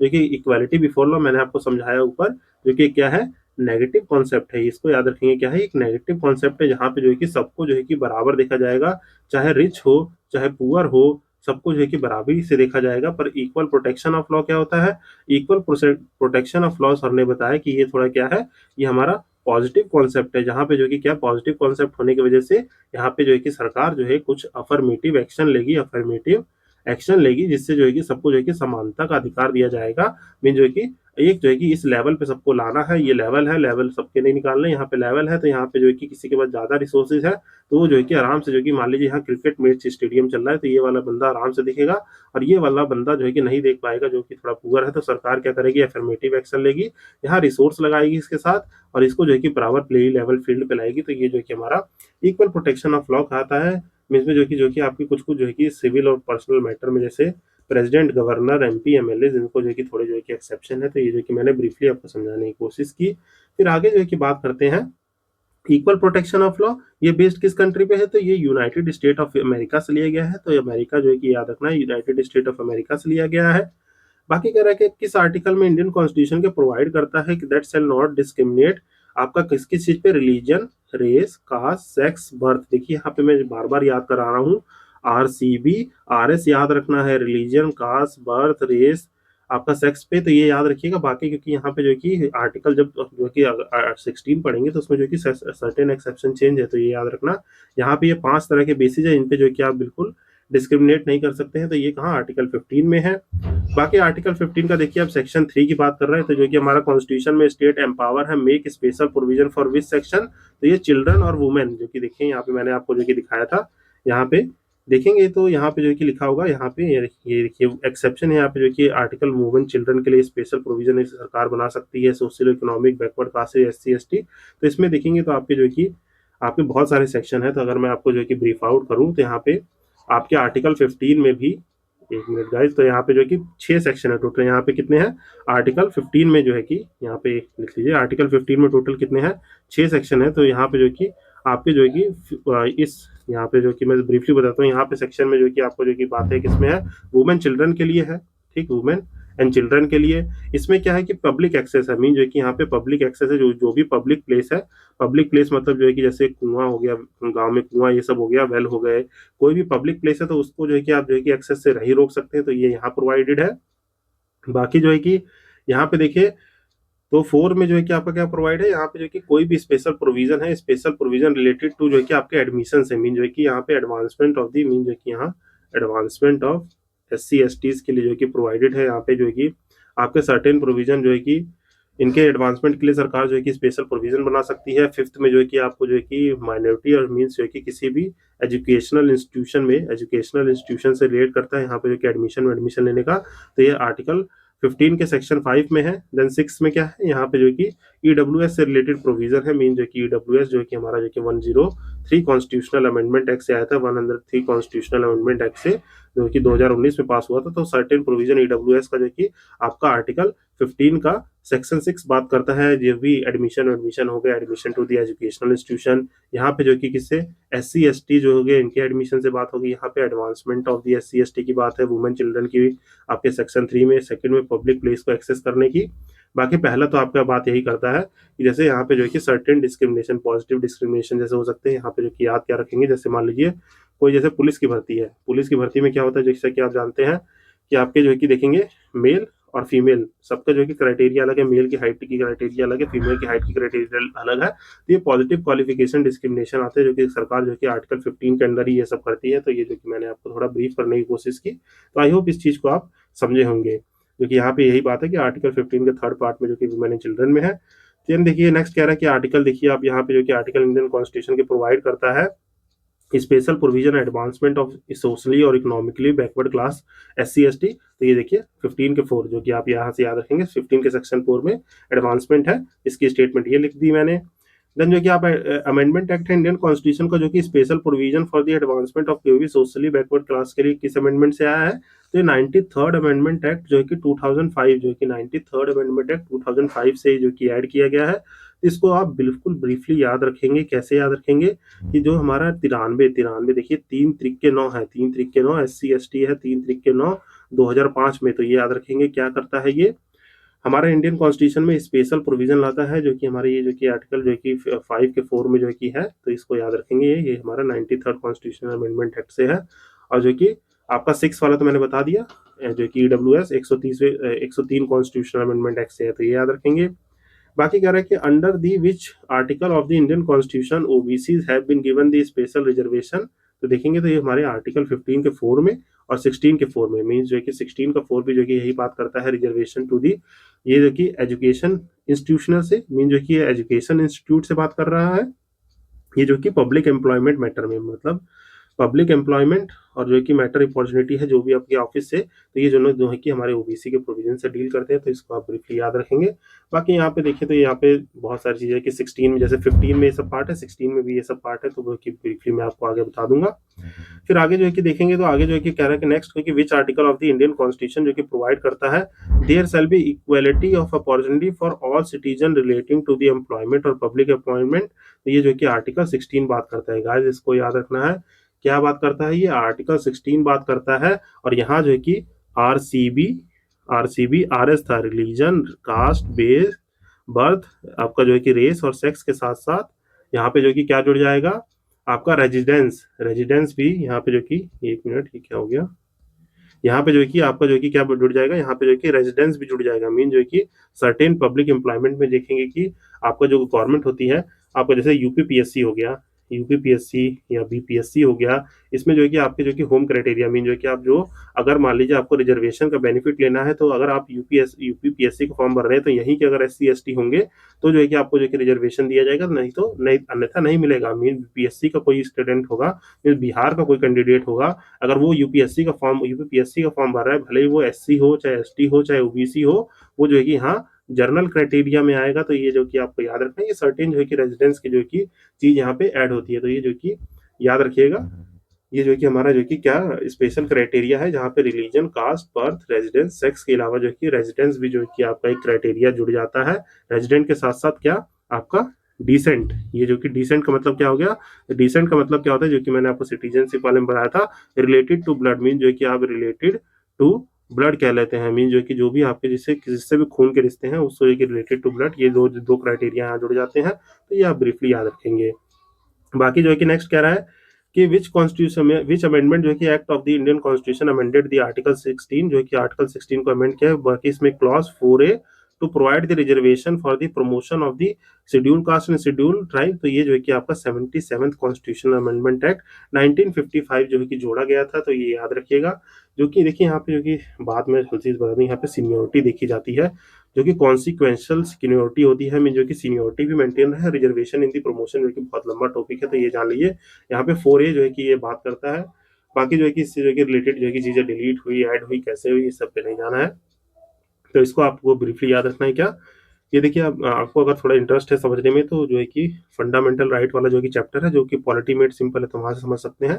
बाकी यहाँ पे याद रख लीजिए कि ये जो कि 77 कॉन्स्टिट्यूशनल अमेंडमेंट 1955 से 4A जोड़ा गया था, इसके साथ साथ 4B भी बाद में आया था, तो ये बाद में देखेंगे। तो ये जो है कि चीज आपको याद रखनी है। बाकी जगह नेक्स्ट कह रहा है कि आपका विच article of the Indian constitution abolish करता है अनटचेबिलिटी किसी फॉर्म में, तो अनटचेबिलिटी कहाँ अबॉलिश हो रही है, आर्टिकल 17। तो याद रखिए 7 है, 7 में यहाँ हाथ बना लीजिए, स्टॉप कर दो, स्टॉप भैया, अनटचेबिलिटी रोक दो, तो ये जो कि ऐसे याद रख सकते हैं। बाकी कह रहा है कि when this the untouchability offence act enacted, तो 1955 में जो कि आपका prevention of the atrocities act आया था, तो इसको याद रखेंगे। एट्रोसिटीज एक्ट जो कि आया था, पीओए जिसे कहते हैं एससी एसटीज के लिए, जो कि ये याद रखेंगे 1955 में था। बाकी कह रहे हैं कौन सा आर्टिकल जो कि आपके जो कि एकेडमिक और मिलिट्री टाइटल को छोड़ के सारे टाइटल को अबॉलिश करने की बात करता है, तो आर्टिकल 18 करता है। बाकी जो है कि नेशनल अवार्ड जो है कि इंट्रोड्यूस हुआ था, centre for the presidential notification 1954 में हुआ था। बाकी who propounded the rule of law, rule of law किसका, एवी डाइसी का कॉन्सेप्ट है, जो कि हमारे किसमें इक्वालिटी बिफोर लॉ में फॉलो होता है। रूल ऑफ लॉ क्या है, देखिए ये जो कि हमारे जो कि एवी डाइसी जो थे, ये हमारे, उनको याद रखेंगे। रूल ऑफ लॉ जो कि बेसिकली थोड़ा सा बता देता हूँ, इसके बारे में लिख लेंगे, ये कॉन्सेप्ट इंपॉर्टेंट है, तो यहाँ पे थोड़ा लिख लीजिए क्या है। यहाँ पे रूल ऑफ लॉ के बारे में लिख लीजिए। इन्होंने किसने दिया था, एवी डाइसी ने दिया था। एवी डाइसी कौन थे, एवी डाइसी आपके जो है कि ब्रिटिश ज्यूरिस्ट थे, यहाँ पे याद रखेंगे। एवी डाइसी ये क्या थे, ये एक ब्रिटिश ज्यूरिस्ट थे, मतलब जो है कि जज थे ब्रिटिश। इन्होंने जो है कि इसमें 3 कंपोनेंट बताए, तो एक जो है कि इन्होंने जो है कि इसमें क्या बताया, इसमें 3 कंपोनेंट बताए, जहाँ पे जो है कि याद रखेंगे क्या 3 कंपोनेंट कौन कौन से थे। इन्होंने 3 कंपोनेंट बताए थे। यहाँ पे क्या था, absence of arbitrary power. Arbitrary power मतलब यहाँ पे देखिए, अगर कुछ गलत करेंगे तभी यहाँ पे आर्बिट्रेटरी पावर का मतलब होता है कि मीन जो है कि लॉ के अकॉर्डेंस में ही आपको जो है कि सब कुछ जो है कि किया जाएगा। मीन जो है कि यहाँ पे, अब यहाँ मान लीजिए पुलिस है, पुलिस आप जो है कि बाइक पे बस जो है कि खड़े हैं और जो है कि चला रहे हैं, जा रहे हैं, तो जो है कि पुलिस जो है कि ऐसा नहीं कि तुरंत जो है कि रोक के आपको मारने पीटने लग जाए कि जो कि इतने तेज क्यों चला रहे हो, ये कर रहे हो। तो यहाँ पे जो है कि यही एब्सेंस ऑफ आर्बिट्रेटरी पावर रहना चाहिए। मीन जो है कि आप जो है कि ओवर स्पीडिंग कर रहे हो, हेलमेट नहीं लगाए हो, तभी जो है कि पुलिस आपको रोक सकती है। तो यही कहलाता है रूल ऑफ लॉ में का पहला element, absence of arbitrary power. दूसरा जो है कि यहाँ पे कहलाता है क्या, इक्वेलिटी बिफोर लॉ, जो कि हमारे आर्टिकल 14 में भी यूज है, इक्वेलिटी बिफोर लॉ। ठीक, ये दोनों एलिमेंट याद रखना, ये दोनों एलिमेंट जो है कि हमारे इंडिया में यूज होते हैं, मीन जो कि हमारे जो है कि रूल ऑफ लॉ में यही दोनों एलिमेंट इंक्लूडेड है। बाकी जो तीसरा है वो है क्या, इंडिविजुअल जो है, इंडिविजुअल जो है कि सोर्स है कॉन्स्टिट्यूशन का, इंडिविजुअल सोर्स है कॉन्स्टिट्यूशन का, तो ये हमारे यहाँ फॉलो नहीं होता, इसीलिए मैंने यहाँ पे क्रॉस लगा दिया। तो ये याद रखना कौन सा एलिमेंट फॉलो नहीं होता है, इंडिविजुअल सोर्स कॉन्स्टिट्यूशन का नहीं है। तो मैं जो है कि इसको थोड़ा क्लियर लिख देता हूँ, नहीं तो आप भी कहेंगे क्या ही लिख रहा हूँ मैं। तो यहाँ पे जो है कि कॉन्स्टिट्यूशन की शॉर्ट फॉर्म में लिख देता हूँ, इंडिविजुअल सोर्स नहीं है। यहाँ पे जो है कि हमारा जो है कि कॉन्स्टिट्यूशन जो है ब्रॉडर टर्म है, वहाँ पे जो है कि सारे कलेक्टिव राइट्स लिए जाते हैं, मीन सबको देखता है, तो इसको आपको याद रखना है। तो ये ब्रीफली मैंने आपको समझा दिया, इसको याद रखिएगा। ये रूल ऑफ लॉ का कॉन्सेप्ट है जिसमें तीन जो है कि एलिमेंट है, जिसमें से यही दोनों फॉलो होते हैं, एक नहीं फॉलो होता है। फिर देखिए तो राइट टू फ्रीडम की बात है, फ्रीडम, राइट टू फ्रीडम जो है कि किसमें है, 19, 20, 21, 22 जो कि ऊपर जो कि हम इससे बात कर रहे हैं, बात करते आए हैं। बाकी जो है कि आपका कॉन्सेप्ट जो है कि 19 जो है कि 22 में दिया गया है। यहाँ पे कह रहा है कि कौन सा गारंटी करता है आपके जो कि फ्रीडम जो कि 19 के अंदर, तो 6 तरह की फ्रीडम मिली हुई है। वो 6 तरह की फ्रीडम कौन सी है, स्पीच एंड एक्सप्रेशन की है। तो ये फ्रीडम आपको याद रखनी है कौन कौन सी है आपको, ये जो कि याद रखेंगे, स्पीच एंड एक्सप्रेशन की है, स्पीच की है। असेंबल जो है कि पीसफुली असेंबल हो सकते हैं आप, जो है कि कोई भी एसोसिएशन फॉर्म कर सकते हैं, ठीक, जो है कि कहीं भी घूम सकते हैं। आप जो है कि क्या है, यहाँ पे जो है कि मूवमेंट का फ्रीडम है, मूवमेंट का है। यहाँ पे रिसाइड करने का आपको फ्रीडम है, और प्रोफेशन का है। तो इतने फ्रीडम है। बाकी इसमें भी जो है कि एक वो था आपका प्रॉपर्टी वाला था, मीन जो है कि ये देखिए, तो A B C D E जी करके है, जो कि एफ वाला प्रॉपर्टी वाला जो है कि डिलीट कर दिया गया। तो एफ वाला क्या है, प्रॉपर्टी वाला डिलीट कर दिया गया है। तो ये आपको ब्रीफली याद रखना है। बाकी देखिए 6 काइंड ऑफ फ्रीडम है, speech, expression, peacefully, forming association, mobility, resident, practice. ये जो कि हाँ आर्टिकल 19 में जो कि मैंने आपको ब्रीफली समझाया। बाकी जो कि आपको इंडियन कॉन्स्टिट्यूशन प्रोवाइड कर रहा है right to freedom of speech and expression. तो ये किसमें, इसको कैसे पढ़ते हैं, आर्टिकल 19 का सेक्शन 1 का सब क्लॉज ए। तो ये जो कि सब क्लॉज है, बड़ा लिखा रहेगा तो बड़ा ये लिखा रहेगा, 19 का बड़ा ये लिखा रहेगा तो ये क्लॉज ए पढ़ा जाता है, और ये जो है कि स्मॉल लिखा रहेगा तो सब क्लॉज पढ़ा जाता है। तो इसको जो कि ब्रीफली याद रखना है आपको। तो 19 का सेक्शन 1 का सब क्लॉज ए, अगर यही कैपिटल ए आ जाता तो क्लॉज ए हो जाता है। जैसे देखिए 21 ए लिखा हुआ है, ऐसे 21 ए लिखा हुआ है, तो आर्टिकल 21 ए का वो क्लॉज ए है। तो ये सब जो है कि आपको याद रखना है ब्रीफली। बाकी जो है कि बाकी आगे देखें तो राइट टू जो कि असेंबल पीसफुली विदाउट आर्म, जो कि ये जो कि हमारे सेक्शन 1 के जो कि बी में रखा हुआ है, इन सबका रीजनेबल रेस्ट्रिक्शन भी है। जैसे इसका जो है कि रीजनेबल रेस्ट्रिक्शन कहाँ है, 19 के सेक्शन 2 में है। यहाँ पे जो है कि आप जो है कि किसी को डिफेम और जो कि नेशनल सिक्योरिटी, इन सब में जो है कि आपका जो है कि रीजनेबल रेस्ट्रिक्शन भी दिया हुआ है। बाकी जो है कि देखें तो आपका जो है कि कह रहा है कि right to form association 19(1)(c) में है। मूव करना है फ्रीली तो आपको टेरिटरी में तो डी में है। बाकी एफ में जो है कि राइट टू प्रॉपर्टी था, सॉरी इसको जो है कि डिलीट कर दिया, जो कि 44 कॉन्स्टिट्यूशनल अमेंडमेंट एक्ट 1978 ने इसको डिलीट कर दिया। तो ये आप याद रखेंगे। बाकी जो है कि आपके प्रोफेशन जो है कि ऑक्यूपेशन से रिलेटेड जो भी है 19(1) में दिया गया, तो इसको आपको याद रखना है। फिर जो है कि यहाँ पे देखिए तो आपका कह रहा है कि सुप्रीम कोर्ट जो है कि है declare the access to the internet fundamental right, जो है कि हमारे इंडियन कॉन्स्टिट्यूशन में, तो ये अंडर आर्टिकल 19(1) है। और जो कि 21 में भी जो है कि आपका जो है कि डिजिटल एक्सेस राइट आता है। तो ये सब जो है कि राइट टू इन्फॉर्मेशन हो गया, ये सब जो है कि हमारे यहीं से आर्टिकल 19 से निकल के आया है। तो ये याद रखना है आपको। बाकी जो है कि हमें जो है कि यहाँ पे reasonable restriction on the freedom है, वो जो कि किस किस ग्राउंड पे लगाए जा सकते हैं, तो ये याद रखना।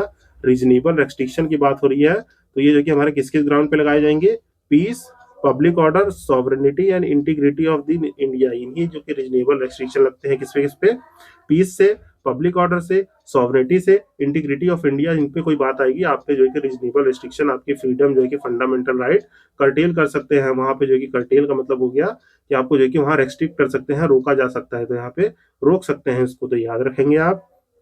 बाकी कह रहे हैं कि किस केस में सुप्रीम कोर्ट जो है कि स्टेट करता है आपका बंद, बंद जो है कि ये जो कि जनरल स्ट्राइक इज लीगल। तो ये जो है कि हमारे हमारे communist party of India marksheet versus Bharat Kumar case 1998 में जो बंद था, में जो कि आप कोई भी स्ट्राइक मिल ये सब बंद कर सकते हैं। ये जो कि आर्टिकल 19 के अंडर नहीं आता है।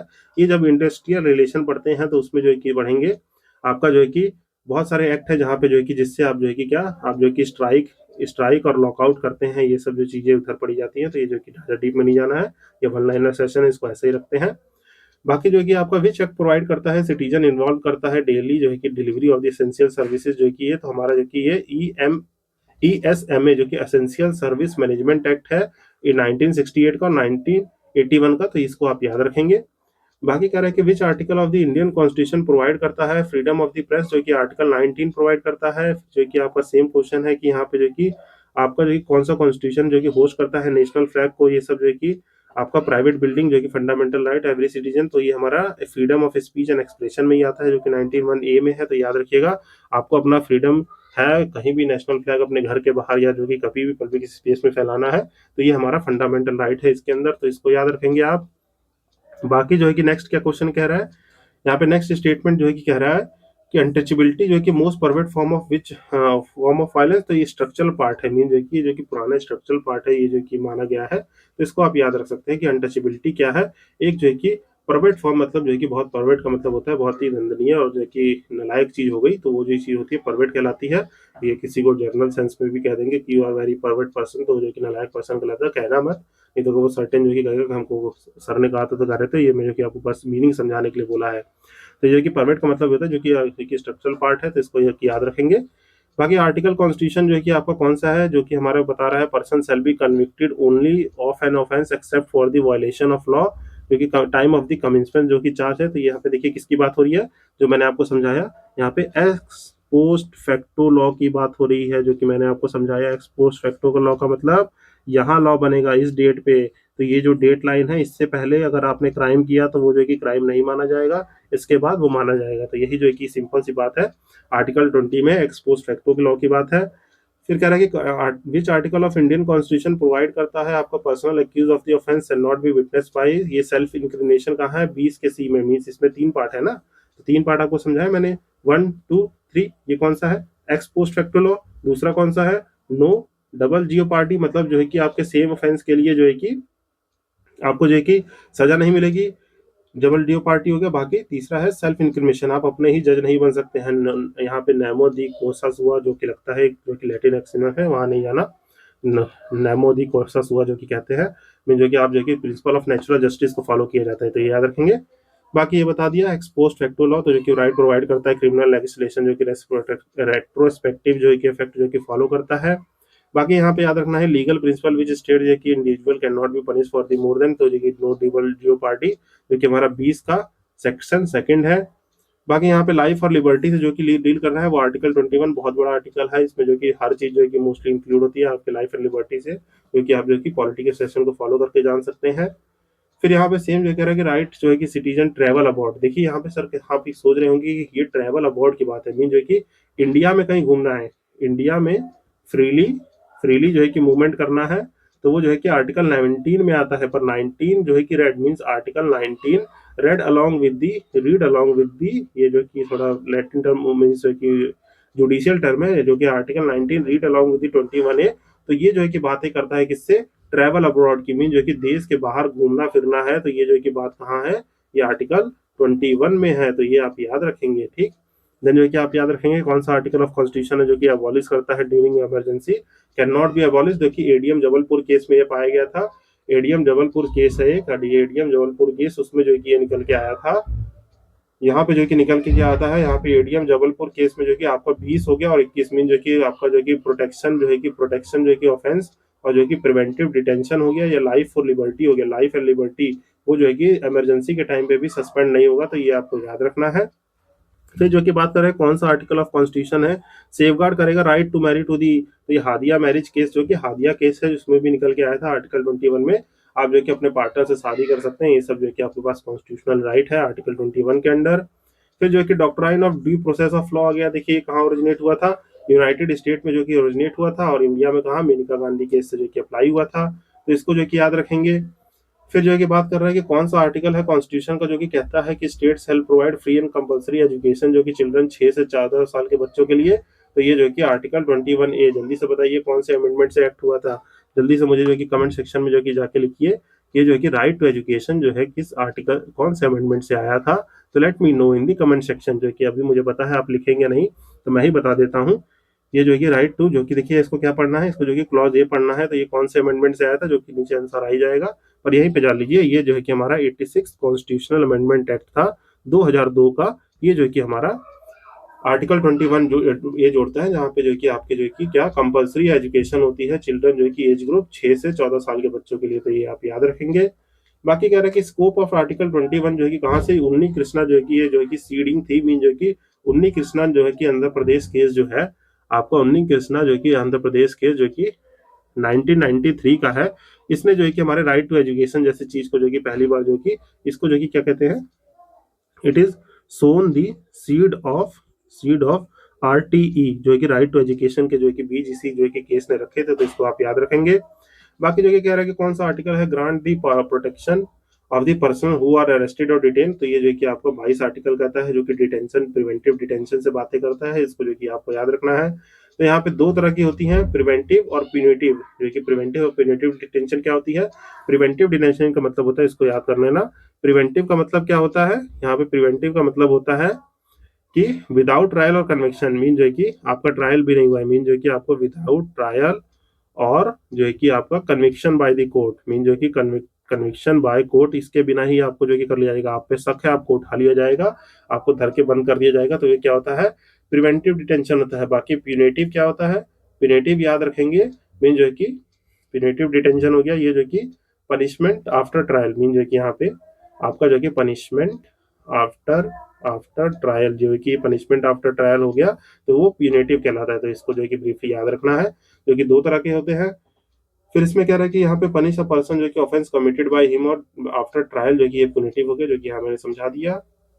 कह रहा है कौन सा कॉन्स्टिट्यूशन सेज करता है कि प्रोटेक्शन अगेंस्ट द अरेस्ट और detention not available to any enemy alien, तो ये जो कि देखिए एनिमी एलियन जो कि मैंने आपको पहले ही बताया था।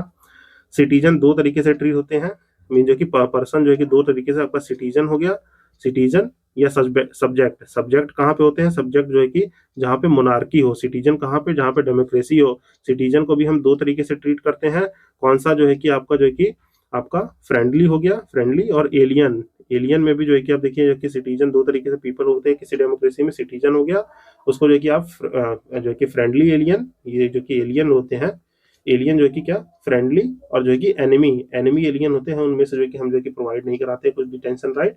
तो वहीं पे जो है कि बात है कि जो है कि आपका जो कि देखिए यहाँ पे जो कि बात है, एनिमी एलियन को जो है कि 22 दिन नहीं दिया जाता है, मीन जो कि आपको डिटेंशन अकॉर्डिंग जो है कि ये सब नहीं दिया जाता है एनिमी एलियन को, तो ये जो कि आपको याद रखना है ब्रीफली, ठीक, ये जो कि बात याद रखेंगे। बाकी जो कि नेक्स्ट क्वेश्चन आपका कह रहा है प्रिवेंटिव डिटेंशन की बात है, तो एक मिनट गाइस, फिर जो है कुछ गड़बड़ हो गया है, हाँ, तो ये जो है कि आप याद रखेंगे, यहाँ पे जो कि क्या है, यहाँ पे जो है कि बात है आपकी किसकी, प्रिवेंटिव डिटेंशन की बात है। तो यहाँ पे जो है कि प्रिवेंटिव डिटेंशन जो कि मैं समझा चुका हूँ, वही लिखा है कि कोई भी जो है कि किसी भी जो है कि कन्विक्शन और ट्रायल के बिना जो कि सजा दे दी जाएगी, तो वो जो है कि प्रिवेंटिव होता है। कौन सा आर्टिकल है भाई कॉन्स्टिट्यूशन का जो कि प्रोवाइड करता है safeguard for against the arrest और detention made under the preventive law, तो ये जो है कि हमारा आर्टिकल जो है कि 24 का 4 और जो है कि 22, सॉरी, यहाँ पे 22 का जो है कि सेक्शन 4 और 22 का जो है कि सेक्शन जो है कि 7 जो है कि इन सब पे बातें करता है, जो कि मैं ब्रीफली जो है कि प्रीवियस सेशंस पे बात कर चुका हूँ, यहाँ जो है कि इसमें जो कि हम ज्यादा डीप डाउन नहीं कर सकते हैं गाइज।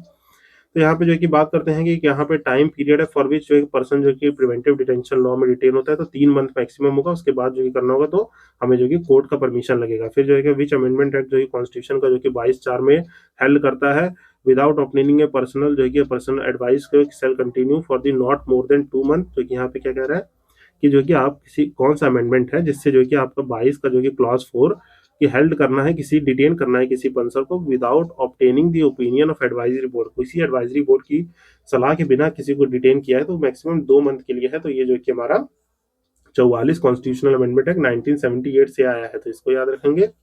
बाकी विच केस जो है कि Guwahati high court declare that the custodial death in police custody violation of right जो है कि लाइफ है आपका आर्टिकल 21 में, तो Hemdar Hazarika versus union of India case 2007 में है, तो इसको आप ब्रीफली याद रखेंगे। मूविंग एंड आगे बढ़ते हैं, जो कि राइट अगेंस्ट एक्सप्लॉयटेशन पे देख लेते हैं। एक्सप्लॉयटेशन मीन जो है कि कोई भी जो है कि आपके साथ जादती नहीं कर सकता है, कोई भी आपको जो है कि एक्सप्लॉइट नहीं कर सकता है, उस पर जो है कि रिलेटेड जो भी यहाँ पे लॉ है देखते हैं। तो पहला जो है कि आपको कह रहा है कि which article of the Indian constitution prohibit क्या करेगा, trafficking in human beings, mean जो है कि आप इंसानों की तस्करी जो है कि नहीं कर सकते। ट्रैफिक का मतलब है ह्यूमन बींग्स को जो है कि आप जो है कि तस्करी नहीं कर सकते, आप किसी से जबरदस्ती बैगिंग और other similar form of the force labour, mean जो है कि किसी से बैगिंग नहीं करवा सकते हैं, ह्यूमंस का ट्रैफिक नहीं कर सकते हैं, और जो कि आप फोर्स लेबर नहीं करा सकते, तो वो सब जो है कि कहाँ मेंशन है, वो आपका आर्टिकल 23 के सेक्शन 1 में मेंशन है। तो ये जो है कि आपको याद रखना है, आर्टिकल 23 के सेक्शन 1 में ये चीज मेंशन है। बाकी कह रहे हैं कि कौन सा प्रोविजन है आर्टिकल का इंडियन कॉन्स्टिट्यूशन में जो कि एम्पावर करता है स्पेस, एम्पावर करता है to impose the compulsory public services during the election and other occasion. तो ये जो कि आपका आर्टिकल 23 का सेकंड जो है कि ये जो है कि आपका जो है कि इम्पोज करता है, तो इसको जो कि आप याद रखेंगे, जो कि हमारा आर्टिकल 23 का सेक्शन 2 क्या कहता है, ये कॉन्स्टिट्यूशन में जो है कि प्रोविजन है कि स्टेट जो है कि एम्पावर है आपके जो है कि कंपलसरी जो है कि पब्लिक सर्विस और जो है कि इलेक्शन ड्यूटी लगा सकती है। तो ये जो है कि आप यहाँ पे देख सकते हैं, ये कहाँ मेंशन है, ये आर्टिकल 23 के सेकंड में मेंशन है। बाकी कह रहा है कि कौन सा एक्ट है passed in the pursuance of the international convention for the suppression of the traffic person और exploitation of the prostitution of the जो है कि prostitution of the other mean जो कि प्रोस्टिट्यूशन जैसे और सप्रेशन ऑफ द ट्रैफिक हो। ये इमोरल ट्रैफिक एक्ट जो है कि 1956 है, इसके जो है कि अकॉर्डिंग्स में जो है कि इंटरनेशनल लॉ के अकॉर्डिंग्स में ये लॉ इंडिया में बनाया गया था। तो इसको जो है कि आप ब्रीफली याद रखेंगे। फिर जो है कि नेक्स्ट रिलेटेड इससे आर्टिकल जो है कि क्वेश्चन कह रहा है कि ये कह रहा है यहाँ पे जो कि when and where was the international convention for the suppression of the traffic, जो कि ये कहाँ पे हुआ था, ये जो कि ये कन्वेंशन जो कि कहाँ पे हुआ था, जो आपका 1950 में कन्वेंशन हुआ था और ये लॉ 1956 में। तो ये जो कि न्यूयॉर्क में हेल्ड हुआ था। कहाँ पे हुआ था, ये जो कि न्यूयॉर्क में हेल्ड हुआ था। तो इसको जो कि आपको याद रखना है। बाकी कह रहा है कि which article of the Indian constitution जो कि कौन सा आर्टिकल है प्रोवाइड करता है, क्या क्या प्रोवाइड कर रहा है, ये जो कि प्रोवाइड कर रहा है आपका जो कि no child below the age of 14 years, जो कि 14 साल से नीचे के बच्चे कहीं भी जो कि किसी भी फैक्ट्री में काम नहीं कर सकते। तो ये आर्टिकल 24 में है। बट यहाँ पे एक एक्सेप्शन क्या है, यहाँ पे जो कि एक्सेप्शन दिया गया है, जो कि एक्सेप्शन क्या है, जो कि जैसे फिल्म इंडस्ट्री होगी, जिसे सॉफ्ट स्किल कहते हैं, सॉफ्ट स्किल के काम है, जैसे फिल्म इंडस्ट्री हो गई, किसी एडवर्टाइजमेंट पे काम करना हो गया। तो ये सब जो है कि आपके एजुकेशन वहाँ पे मेंटेन है। तो ये जो है कि ये सब चीजें अलाउ होती है, वो जो है कि हमारे जो है कि वर्कफोर्स लेबर में नहीं आती हैं। तो ये याद रखना है। 24 जो है कि किसी माइन फैक्ट्री हजार्टेड वर्क हो गए, तो यहाँ पे जो है कि फोर्स एम्प्लॉयमेंट को बैन करता है। तो इसको आपको याद रखना है। बाकी कह रहे हैं कौन सा एक्ट है कि approved by the union cabinet have been employed, जो कि चिल्ड्रन जो कि अप टू 14 ईयर कहीं भी फॉर्म ऑफ इंडस्ट्री में नहीं करेंगे। तो इसके लिए चाइल्ड लेबर एक्ट है, child labour prohibition and regulation act, जो कि किसका, जो कि यहाँ पे जो कि देखेंगे तो ये जो कि ईयर जो है कि थोड़ा ब्लर दिख रहा हो, तो इसको जो है कि कमेंट सेक्शन में बताएंगे किस ईयर का है। शायद मेरे ख्याल से 1986 का है। तो इसको जो है कि आपको याद रखना है। तो ये जो है कि आप याद रखेंगे कौन सा एक्ट है ये। तो इसको जो है कि let me know in the comment section. ये जो कि 1986 है जहां तक मैं श्योर हूं। तो any correction you will be see, जो है कि आप देख लेंगे, क्रॉस चेक कर लेंगे। वैसे 1986 है ये, जो कि 1986 में जो कि ये है, जो कि मैं प्रीटी श्योर हूँ। फिर भी आप जो है कि एक बार क्रॉस चेक कर सकते हैं।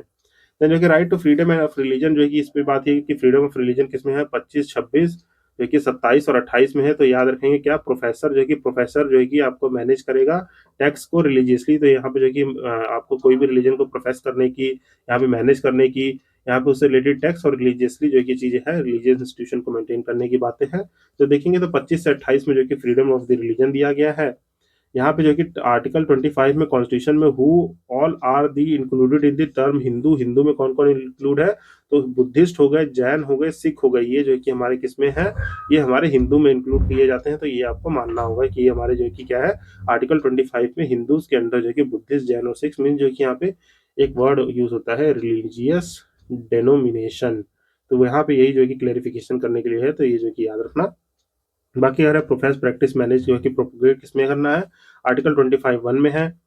बाकी कह रहा है कि मैनेज, राइट टू मैनेज जो है कि अपने रिलीजन के टैक्स को मैनेज किसमें करना है, तो ये आर्टिकल 26 में बात है। बाकी कह रहा है कि कौन सा प्रोविजन है कॉन्स्टिट्यूशन का, जो कि पर्सन नॉट कंपेल्ड टू पे एनी टैक्सेज प्रोसीड जो है कि आपका specially appropriated in the payment और एक्सपेंसेस फॉर द प्रमोशन और maintenance of the any particular religion. तो ये जो है कि आपका रिलीजियस डिनोमिनेशन है। देखिए यहीं पे जो कि मैं बता रहा हूँ, जो कि रिलीजियस डिनोमिनेशन का वर्ड यूज है।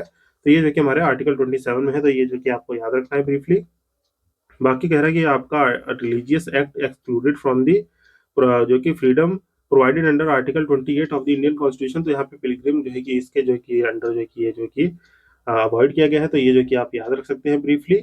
फिर जो है कि आगे देखिए तो यहाँ पे जो कि क्या बात है, आगे जो है कि आपका जो कि कह रहा है कि which article of the Indian constitution provide करता है so religious instructions shall be provided in any educational institution, जो कि मेंटेन होते हैं। आर्टिकल 28 में बात है जो कि आपको Holi maintain by the state है। तो ये जो कि आप याद रखेंगे।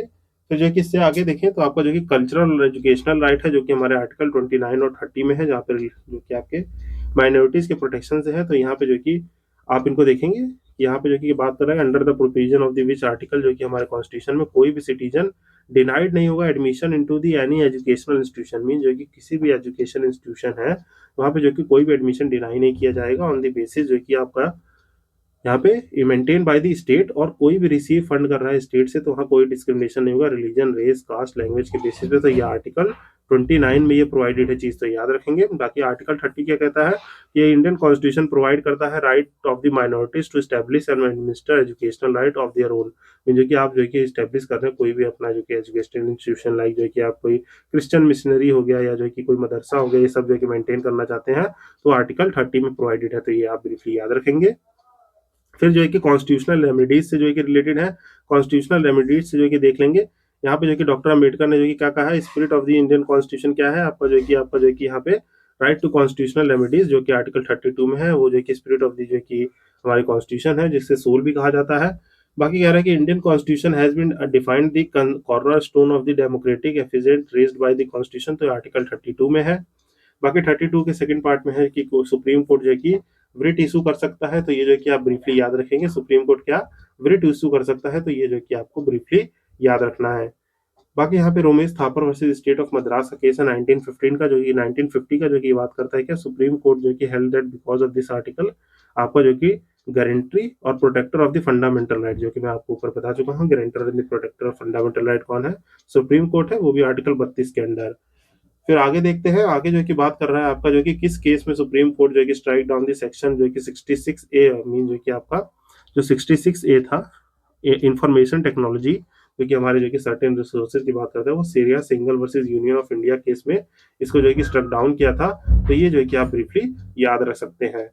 फिर आगे देखिए तो आपका जो है कि बात कर रहा है कि यहाँ पे जो कि क्या बात है, यहाँ पे जो कि article of the Indian constitution जो कि प्रोवाइड करता है fundamental by the law restricts about the fundamental rights of the arm forces, तो ये आर्टिकल 33 में जो कि इसकी बात है। फिर आगे जो है कि देखें यहाँ पे तो आपका जो है कि बात हो रहा है कि विच कॉन्स्टिट्यूशनल अमेंडमेंट एक्ट जो कि article 33 to include the member of the intelligence and person employed with the telecommunication system under the jurisdiction of the article, तो ये जो कि 50 कॉन्स्टिट्यूशनल अमेंडमेंट एक्ट 1984 ने इसको इंक्लूड कराया था, तो ये जो कि आप ब्रीफली याद रखेंगे। फिर आगे जो है कि यहाँ पे जो कि बात है आर्टिकल 34 की, जो कि हमारे मार्शियल लॉ से रिलेटेड करता है, तो यहाँ पे आर्टिकल कौन सा है, मार्शियल लॉ है, जिसको आप याद रख सकते हैं। तो यहाँ पे जो कि हमने जो कि बहुत ही स्मूथली तरीके से सारे फंडामेंटल राइट्स को कवर कर लिए हैं, जो कि आई होप आप फ्रूटफुली याद कर पाए होंगे। मूविंग अहेड आगे बढ़ते हैं, और आगे जो है कि आप देखते हैं directive principle of the state policy, ये क्या होता है, ये देखिए कुछ नहीं है, ये नथिंग एल्स बट जो है कि ये क्या है, सर्टेन इंस्ट्रक्शन है, जो कि certain instruction given to the state to frame our policy, जो कि इसको ऐसे समझिए, देखिए आप जो कि सर्टेन राइट्स है उनको इम्प्लीमेंट करना है, सिटीजन को जो कि सबको जो कि समानता का अधिकार देना है, तो उसके लिए कुछ पॉलिसी बनानी होगी। पॉलिसी बनाएगा कौन, स्टेट बनाएगा। स्टेट जो है कि सर्टेन प्रिंसिपल को फॉलो करके, उनके डायरेक्टिव्स को फॉलो करके जो है कि स्टेट पॉलिसी जो कि बनाता है, तो इसीलिए जो है कि directive principle of state policy को कहा जाता है, जो कि हमारे जो कि क्या है, इंस्ट्रूमेंट ऑफ द इंस्ट्रक्शन जो कि हमारे हैं टू द गवर्नमेंट, तो इसीलिए जो कि इसका नाम directive principle of the state policy, जो कि सिंप्लीफाइड लैंग्वेज में आपको समझाया मैंने। ये जो कि कहाँ मेंशन है, it is mention in the part 4 of our constitution from the article 36 to 51, जो है कि हमारे कॉन्स्टिट्यूशन के कहाँ पे पार्ट 4 में मेंशन है, जो कि पार्ट 1 आपको बता दिया क्या है, यूनियन टेरिटरी, आर्टिकल 1 से 4, इसको याद करते रहिए। सेकंड जो है कि क्या है आपका जो कि सिटीजनशिप से डील करता है, 5 से 11 में बातें हैं। थर्ड जो है कि क्या है, फंडामेंटल राइट है, थर्ड जो है कि 12 से 35 जो है कि आपका फंडामेंटल राइट की बात करता है। चौथा पार्ट क्या है, चौथा पार्ट जो है कि याद रख लेंगे आपका जो है कि फोर्थ पार्ट जो है कि डील करता है 36 से 36 से 51 में, जो कि हमारा क्या DPSP directive principle of state policy है, तो you must remember this guys. वो डिस्क्राइब जो है कि आप कह रहा है कि नोवल फीचर जो है कि नोवल फीचर है आपके इंडियन कॉन्स्टिट्यूशन का, तो ये बी.आर. अम्बेडकर ने जो कि कहा था कि नोवल फीचर है हमारे इंडियन कॉन्स्टिट्यूशन का। बाकी याद रखेंगे part of the Indian constitution जो कि रिसेंबल करते हैं इंस्ट्रूमेंट ऑफ द इंस्ट्रक्शन, जो कि ये इंस्ट्रूमेंट ऑफ द इंस्ट्रक्शन कौन, आपके गवर्नमेंट ऑफ इंडिया 1935 को कहते हैं, जो कि हमारे directive of principal of the state policy में जो कि रिफ्लेक्ट कराया गया, जो कि हमारे जो कि एक फीचर था हमारे 1935 एक्ट का। बाकी कह रहे हैं कि purpose of the constitution of the directive principle जो है कि आपके स्टेट पॉलिसी में इंडियन कॉन्स्टिट्यूशन का क्या, सोशल और इकोनॉमिक डेमोक्रेसी को एस्टेब्लिश करने के लिए देखिए दिया गया है, यहाँ पे जो कि सोशल और इकोनॉमिक डेमोक्रेसी को इंश्योर करने के लिए डीपीएसपी को जो कि इंक्लूड किया गया है। बाकी कह रहे हैं कि who describe the funda directive principles जो कि fundamental right as the conscience of the constitution, तो ये जो है कि आपके ग्रेविन ऑस्टिन जी ने ये जो कि कंसाइंस ऑफ दी आपके इंडियन कॉन्स्टिट्यूशन को जो कि प्रिसाइजली जो कि कहा था, मीन जो कि इन्होंने कोनेट किया था कि ये कंसाइंस मतलब जो है कि आपकी चेतना जो है कि कंसाइंस में जो होता है कि सोचने की क्षमता, ये सब जो है कि है, ये ग्रेविन ऑस्टिन ने कहा था। बाकी देखिए ये सब जो है कि हमारी जो घटना चक्र सीरीज थी उसमें जो है कि बहुत अच्छे से ये सब जो है चीजें कवर है, तो अगर आपने वो सीरीज फॉलो की होगी तो ये सीरीज भी आपको बहुत अच्छे से जो है कि रिवीजन के तरीके से आपके ऊपर काम कर रही होंगी। देन आगे देखिए तो according to the constitution of the India which जो है कि provisions are fundamental in the governance of the country, तो ये जो कि हमारे फंडामेंटल कौन होते हैं गवर्नेंस इन द कंट्री, तो डीपीएसपी होते हैं जो कि हमारे कॉन्स्टिट्यूशन के जो है कि फंडामेंटल में माने जाते हैं। देखिए ये सब जो है कि क्वेश्चन किसका आईएएस 2013 में क्वेश्चन पूछा गया है, तो लोग कहते हैं कि वन लाइनर फैक्ट जो काम नहीं आते प्रीवियसली। अब ये क्या होता है, ये यही वन लाइनर फैक्ट जो कि स्टेटमेंट बेस्ड क्वेश्चन में आ जाते हैं, तो ये सब जो है कि आपको याद रखना है, जो हमारे यूपीपीएससी और इन सब के लिए बहुत इंपॉर्टेंट चीजें हैं। देन आगे देखिए तो यहाँ पे कह रहे हैं roots and of the directive principle जो है कि may be trace back to the which resolution, तो ये कराची रेजोल्यूशन से देखा जाता है क्योंकि 1931 में, क्योंकि दैट पॉइंट ऑफ टाइम जो है कि पार्टीशन तो हुआ नहीं था, तो वहां पे भी सेशन होते थे। तो 1931 का जो है कांग्रेस का आईएनसी सेशन कहाँ कराची में हुआ था, तो यहाँ पे डायरेक्टिव प्रिंसिपल के रूट वहां पे रखे गए थे कि हमारे पास जो है कि थोड़े डायरेक्टिव प्रिंसिपल रहने चाहिए जो कि रिफ्लेक्ट कहाँ हुए, रिफ्लेक्ट हुए यहाँ 1935 में, और फिर यहीं से उठा के जो कि हमारे कॉन्स्टिट्यूशन में डाल दिए गए। फिर कह रहा है कि डीपीएसपी जो है कि आपका state policy provision Indian constitution जो कि ड्रॉन करता है कहाँ से, ये जो कि आयरलैंड से लिए गए, तो ये याद रखना है कहाँ से, आयरलैंड मींस आयरिश कॉन्स्टिट्यूशन से। तो डीपीएसपी कहाँ से ड्राइव किया गया है, ये आयरलैंड के कॉन्स्टिट्यूशन मीन जो है कि कहे आयरिश कॉन्स्टिट्यूशन से जो है कि ड्राइव किया गया है, तो ये स्टेटमेंट करेक्ट है, तो इसको आपको याद रखना है। बाकी ये क्या करता है, सोशल और इकोनॉमिक वेलफेयर को जो कि प्रमोट करता है, तो ये याद रखना आइडियल ऑब्जेक्टिव क्या है इसका, जो कि सोशल और इकोनॉमिक वेलफेयर को प्रमोट करना। जो कि वेलफेयर स्टेट का कॉन्सेप्ट कहाँ पे है, वेलफेयर स्टेट का जो कॉन्सेप्ट आपको जो कि दिखेगा डीपीएसपी में, तो इसको याद रखना है। देन जो है कि आगे देखते हैं जो कि नेक्स्ट क्वेश्चन कह रहा है आपका जो कि विच आर्टिकल जो है कि provide the protection of the monuments, जो कि ये सब जो है कि कहाँ पे है, तो ये आर्टिकल 49 में है। मीन जो कि प्रोटेक्शन ऑफ द मॉन्यूमेंट और प्लेस ऑब्जेक्ट जो है कि सब 49 में है, तो इसको जो कि डायरेक्टिव प्रिंसिपल याद रखनी चाहिए, जो कि आगे लिस्ट है 35 से जो है कि आपको जो है कि यहाँ पे जो कि 36 से 51 सारे जो है कि आपको डीपीएसपी याद रहनी चाहिए, जो कि 3 पार्ट में है, जो कि गांधीयन होता है, सोशलिस्ट होता है, जो कि आपका इंटेलेक्चुअल जो कि इंटेलेक्चुअल जो कि होता है, इतने सारे जो है कि हमारे प्रिंसिपल होते हैं, तो ये कि हमारे ट्रेन क्लासिफिकेशन में भी किए गए, तो ये आपको याद रहना चाहिए। बाकी कह रहा है कि in which case did the supreme court rule the reservation of the seat, जो कि एजुकेशनल इंस्टीट्यूशन और पब्लिक एम्प्लॉयमेंट में, तो ये जो कि आपका जो कि public employment by the state of the Madras जो कि अनकॉन्स्टिट्यूशनल और वाइड डिक्लेयर किया था राइट टू इक्वालिटी। ये Champak Dorai Rajan versus state of Madras case में देखा गया था कि यहाँ पे सुप्रीम कोर्ट ने क्या किया था कि reservation of the seats in the educational institution और public employment provided by the state of Madras जो कि अनकॉन्स्टिट्यूशनल है और वाइड कर रहा है हमारे राइट टू इक्वालिटी को, तो ये जो कि हमारे चंपक दोराई रंजन केस में देखने को मिला था, तो इसको जो कि आप ब्रीफली याद रख सकते हैं। देन आगे बढ़ते हैं जो कि आगे जो है कि चीजों को देखते हैं। नेक्स्ट कह रहा है कि ये directive principle were in the mere nature of the homily और जो manifesto of the aims and aspiration है, तो ये किसने, केसी वेयर ने कहा था, तो ये आप याद रखेंगे ये किसने प्रोनाउंस किया था, ये केसी वेयर ने कहा था, तो इसको जो है कि आप ब्रीफली याद रख सकते हैं। देन जो है कि नेक्स्ट देखिए तो यहाँ पे कह रहा है कि which case did supreme court observe that these directive जो है कि forerunner of the UNO convention जो है कि हमारे डेवलपमेंट पे, तो और ये Air India statutory corporation versus union labour case था, यूनाइटेड लेबर यूनियन केस 1997 में देखने को मिला था। यहाँ पे सुप्रीम कोर्ट ने ऑब्जर्व किया था कि जो भी डायरेक्टिव्स हैं फोर रनर्स हैं आपके यूएनए कन्वेंशन के, तो ये जो कि इस केस में देखने को मिला था, तो ये आपको याद रखना है। बाकी who held the part 4 of the Indian constitution was a product of time circumstances, और जो कि आइडियाज जो कि एक्सप्रेस हुए थे in the part of the survive of the generation, तो ये जो कि स्टेटमेंट सर आइवर जेनिंग ने, देखिए यहाँ पे कोई स्टेटमेंट जो कि स्टैटिक है जो कि रटनी है आपको, इसमें जो कि ऐसा कोई समझाने वाली चीज नहीं है, तो ये केस आपको रटना होगा। ये आयर जो है कि जेनिंग है, इन्होंने ये चीज कही, तो जो है कि इंडियन एक्सप्रेस जो है कि याद रहना चाहिए, ये जो है कि रिलेटेड फिनोमिना है। वैसे देखिए इस तरह के क्वेश्चन अभी जो है कि बहुत कम इरेज हो रहे हैं, अराइज किए जा रहे हैं, पर आए तो जो है कि आपको जो है कि आइडिया होना चाहिए।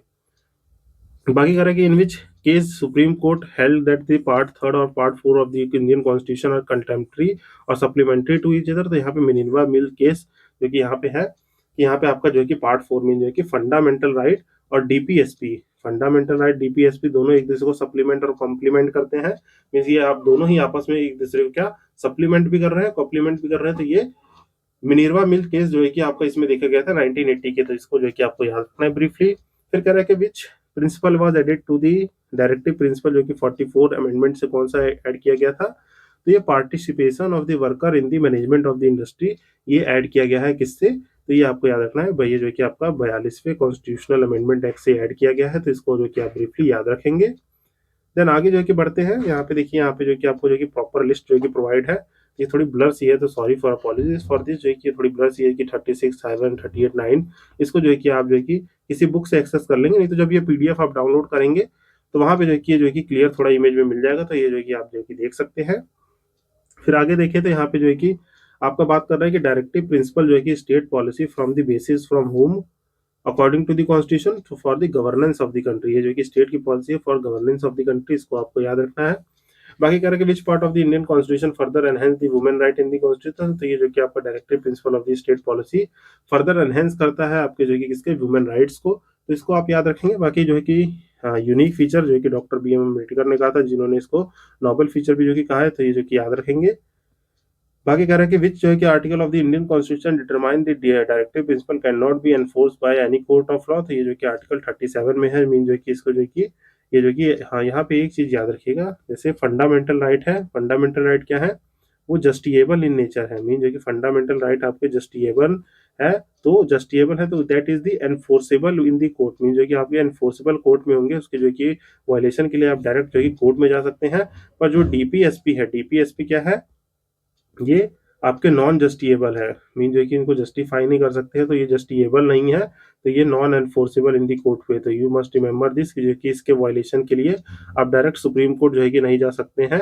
ये जो कि डायरेक्ट सुप्रीम कोर्ट नहीं जा सकते हैं, आपको हायरार्की ऑफ लॉ जो है कि लॉ को फॉलो करना होगा, तो इसको आप याद रखेंगे, जो कि यहाँ पे ब्रीफली डिस्क्राइब है कि determine the DPSP can not B enforce by any court of law. तो आर्टिकल 37 में ये जो कि मेंशन है।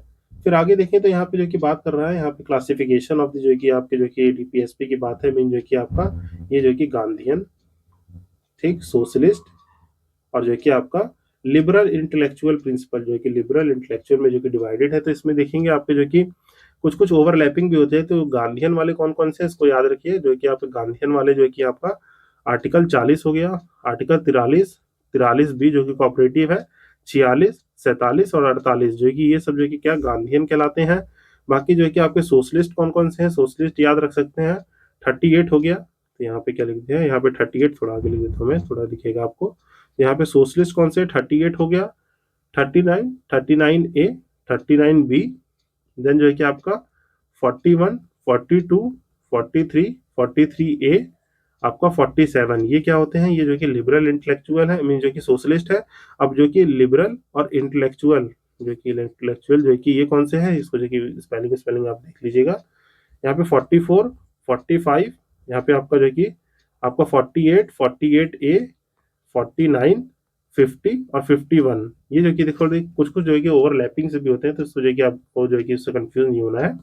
तो ये सब जो है कि हमारे गांधीयन, सोशलिस्ट और लिबरल इंटेलेक्चुअल है, जो कि हमारे क्लासिफिकेशन ऑफ दी डीपीएसपी है। ये देखिए कोई कहीं कॉन्स्टिट्यूशन में मेंशन नहीं है, तो ये याद रखना, ये कॉन्स्टिट्यूशनल क्लासिफिकेशन नहीं है, ये जो कि आपके कन्वेंशनल जो है कि क्लासिफिकेशन है, जो कि हमने अपने आप से किए हैं, तो इसको आप याद रखेंगे। बाकी देखिए यहाँ पे ये सब चीजें यही मेंशन है कि कॉन्स्टिट्यूशन जो कि इंडिया क्लासीफाई दी कॉन्स्टिट्यूशन, तो कॉन्स्टिट्यूशन ऑफ इंडिया कोई कोई भी क्लासिफिकेशन नहीं देता। ये पहला स्टेटमेंट ये जो कि मोस्ट इंपॉर्टेंटली याद रखना है, constitution does not classify the directive principal. ये हमने ह्यूमन कन्वेक्शन के हिसाब से किया है कि मीन जो कि इजिली हमको समझ आ पाए कि कौन से क्या डीपीएसपी है। बाकी कह रहा है कि हाउ मैनी डायरेक्टिव प्रिंसिपल जो कि प्रोवाइडेड बाय द कॉन्स्टिट्यूशन, तो ये कह रहा है कितने प्रोवाइडेड है, तो यहाँ पे देखिए 3 दिखा दी। क्लासिफिकेशन की बात है तो कॉन्स्टिट्यूशन नहीं प्रोवाइड कर रहा है, कन्वेंशन से है, तो ये आप याद रखेंगे। सोशलिस्ट होते हैं, गांधीयन होते हैं, लिबरल प्रिंसिपल्स होते हैं। सोशलिस्ट कौन कौन से हैं, तो ये 38, 39, 40 जो कि यहाँ से देख लेंगे, जो कि यहाँ से रीड आउट कर लेंगे। तो 38 है स्टेट इंश्योर कर रहा है प्रमोशन एंड वेलफेयर, 39 है, ये सब जो कि आप जो कि ब्रीफली याद रखेंगे। फिर जो है कि यही बात कर रहा है कि आपका जो कि डायरेक्टिव प्रिंसिपल जो है कि प्रोविजन कर रहा है इनइक्वालिटी इन इनकम स्टेटस, जो कि ये तो ये कहाँ पे है, ये जो कि आपका 38 में बात है। तो ये जो कि आपका जो कि 38 बात करता है कि स्टेट टू इंश्योर जो कि आपका प्रमोशन ऑफ द वेलफेयर, तो ये आर्टिकल 38 में बात है, तो इसको याद रख लेंगे, ये क्या है, आर्टिकल 38 है। बाकी कह रहा है कि promotion of the welfare by securing the social order means of justice, तो वेलफेयर स्टेट जो कि 38 में मेंशन है।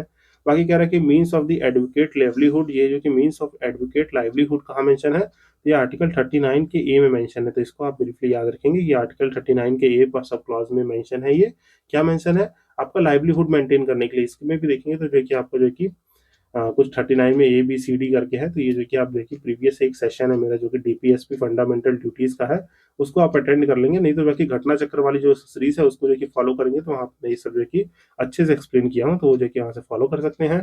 बाकी कह रहे हैं इक्वल फॉर पे फॉर इक्वल वर्क कहाँ पे है डायरेक्टिव प्रिंसिपल में, जो कि आपका जो कि मैन और वीमेन को इक्वल पे देना है, तो ये जो कि कहाँ बात है, आर्टिकल 39 के क्लॉज डी में बात है। फिर कह रहा है कि opportunity for the healthy employment जो है कि आपके healthy development of the children की बात है, तो ये जो है कि आर्टिकल 39 के एफ जो है कि पार्ट में जो है कि आपके healthy development of the children की बात है, तो ऐसे याद रखेंगे healthy employment of the children में जो है कि आप जो है कि आपके हेल्थ की बात है, तो ये जो है कि आप याद रखने वाले हैं।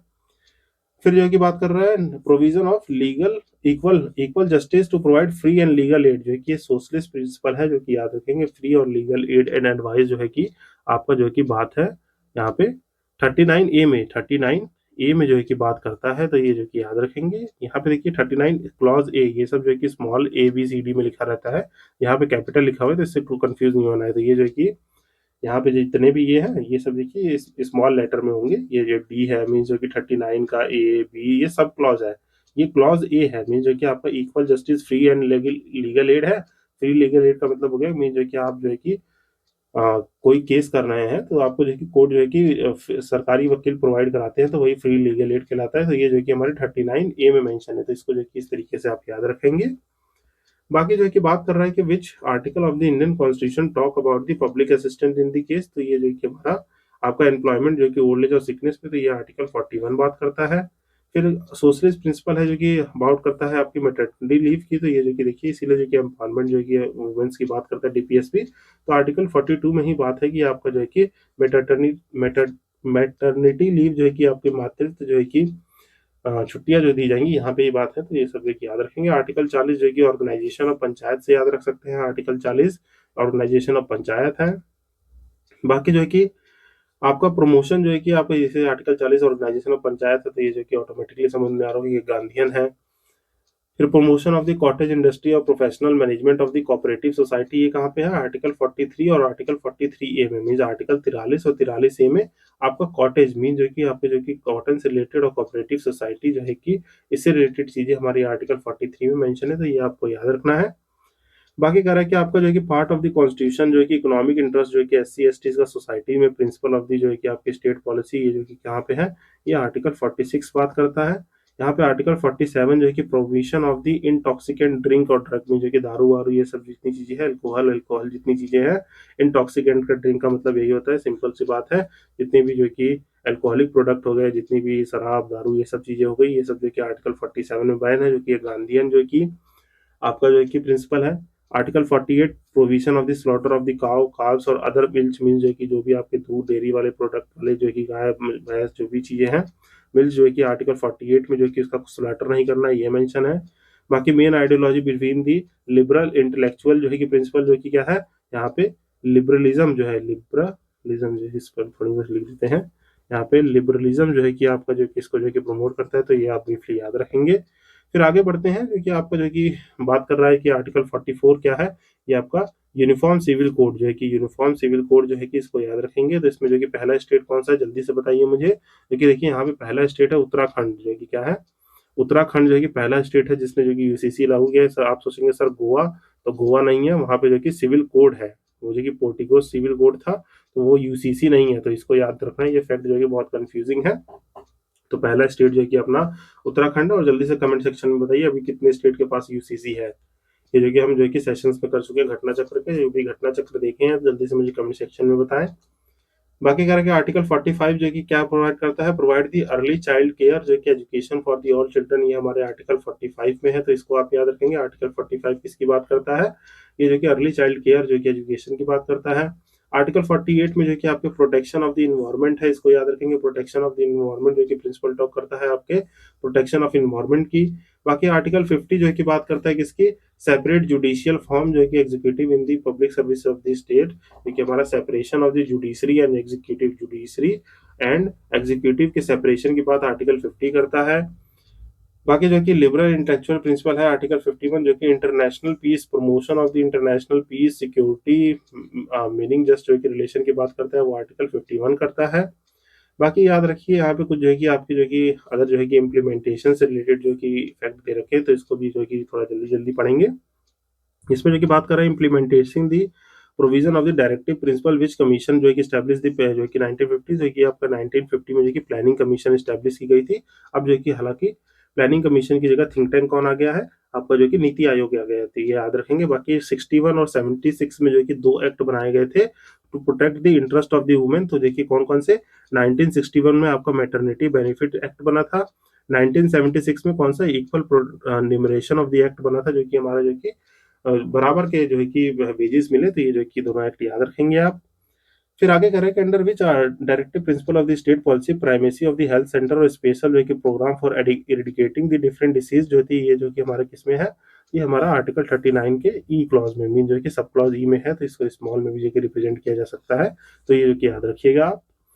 देन जो कि नेक्स्ट देखिए, तो यहाँ पे जो कि 73 और 74 कॉन्स्टिट्यूशन जो कि हमारे जो कि क्या है, ये जो कि हमारे पंचायत से रिलेट करता है, ये जो कि हमारा क्या है, अमेंडमेंट एक्ट पंचायत से, ये जो कि किससे, म्यूनसिपैलिटी से, तो ये जो कि याद रखेंगे, जिसमें जो कि देखें तो ऑर्गेनाइजेशन ऑफ पंचायत जो कि और म्यूनसिपैलिटी इन दी सिटीज जो कि 73 और 74 अमेंडमेंट एक्ट से आया था, तो इसको जो कि ब्रीफली आप याद रखेंगे, तो आई मस्ट जो कि ये चीजें जो कि आपको रिटेन रहेंगी।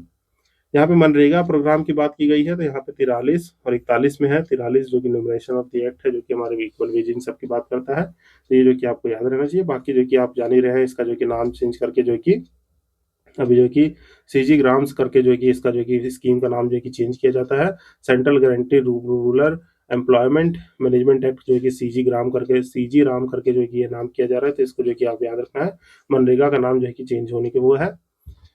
बाकी यहाँ पे देखिए, यहाँ पे मिड डे मील स्कीम भी जो कि अब पोषण अभियान बन गया है, ये जो कि हमारे आर्टिकल 47 में आता है। फिर यहाँ पे याद रखेंगे protection of the wild life 1972 conservation act, जो कि फॉरेस्ट कंजर्वेशन एक्ट 1980 का, इन्वायरमेंटल प्रोटेक्शन एक्ट 1986 का, ये सब जो कि हमारा प्रोटेक्शन ऑफ इन्वायरमेंट जो कि आर्टिकल ए बात करता है, इसका जो कि 48 का क्लॉज है, ये सब इसके अंडर में आते हैं। बाकी principal of the free legal aid जो है कि फ्री जस्टिस जो है कि किसने 22वें कॉन्स्टिट्यूशनल अमेंडमेंट एक्ट 1976 ने ऐड किया था आपके आर्टिकल 39 क्लॉज ए में, तो ये याद रखना है। बाकी 43 भी जो कि आपका formation of the cooperative society, ये सब जो कि 97 कॉन्स्टिट्यूशनल अमेंडमेंट एक्ट 2011 से ऐड हुआ, तो इसको याद रखेंगे आप। फिर आगे जो है कि बातें हैं जो ये कि आपके जो कि बिटवीन द डीपीएसपी और जो कि फंडामेंटल राइट के रिलेशन से रिलेटेड चीजें हैं, तो यहाँ पे देखेंगे, यहाँ पे जो कि कंपैरिजन जो कि फंडामेंटल राइट का हो is major aim of the directive principle, जो कि यहाँ पे जो कि क्या था, ये जो कि to uphold the constitutional validity, और जो कि किसी भी लेजिस्लेशन में कॉन्फ्लिक्ट हो, तो ये जो कि इसलिए कंपेरिजन किया जाता है। बाकी जो कि डिटेल सेशन में मैंने आपको बताया है, अभी क्या है, बैलेंस व्यू है, मीन जो कि फंडामेंटल राइट और डीपीएसपी कोई भी एक दूसरे से सुपीरियर नहीं है, दोनों क्या है, बिल्कुल ही तराजू यहाँ पे रख दें, तो यहाँ पे ये तराजू है, तो यहाँ पे ये जो दोनों ही चीज क्या है, बैलेंस मोड में है, तो बैलेंस मोड में है, ये याद रखना है आपको। यहाँ नेक्स्ट देखिए, तो नेक्स्ट कह रहा है कि which new article has been added by the 25th constitutional amendment act of the 1971, तो यहाँ पे आर्टिकल 31 सी है। अब देखेंगे आर्टिकल 31 जो कि राइट टू प्रॉपर्टी की बात करता है, तो इसको देखिए जो कि हमारे गोलकनाथ केस जब हुआ था, यहाँ पे जो कि थोड़ा सा ब्रीफ कर देता हूँ, ये बाकी जो कि आप जो कि बेसिक स्ट्रक्चर वाला वीडियो देख लीजिए, तो वहाँ पे जो कि बहुत अच्छे से एक्सप्लेन किया है, जो भी यूपीपीएससी वाले स्टूडेंट या यूपीएससी वाले में भी देख रहे हो, तो वो जो कि यहाँ से रिफर कर सकते हैं। बाकी वन लाइनर के लिए तो जो कि ज्यादा इंपॉर्टेंट नहीं है, बस मैं बता देता हूँ इस 31 सी ने किया क्या था, मीन जो कि 25वें कॉन्स्टिट्यूशनल अमेंडमेंट एक्ट से हुआ क्या था 1971 के, तो ये 31 सी ने जो कि ऐड किया था यहाँ पे, कोई भी लॉ मीन जो कि कोई भी लॉ जो कि मीन जो कि बनाया जा रहा था, इसने जो कि कह दिया कि जो कोई भी लॉ इंप्लीमेंट हो रहा है, मीन जो कि कोई भी लॉ इंप्लीमेंट हो रहा है, आपका प्रोविजन जो है कि आपका प्रोविजन है जो 39 बी और 39 सी में है, तो विल नॉट भी जो है कि क्वेश्चन जो है कि ग्राउंड ऑफ वायलेशन, मीन जो कि 39 बी और सी के जो कि वायलेशन में जो है कि कुछ भी चीजें हो रही हैं, तो वो जो है कि जुडिशियल रिव्यू के परव्यू में नहीं आएगी, तो यहाँ पे इसने सिंपल से जो कि इंसर्ट किया था ये, कि जो भी 39 बी और 39 सी है, ये जो कि will not be question on the ground of जो है कि आपके वायलेशन ऑफ 14,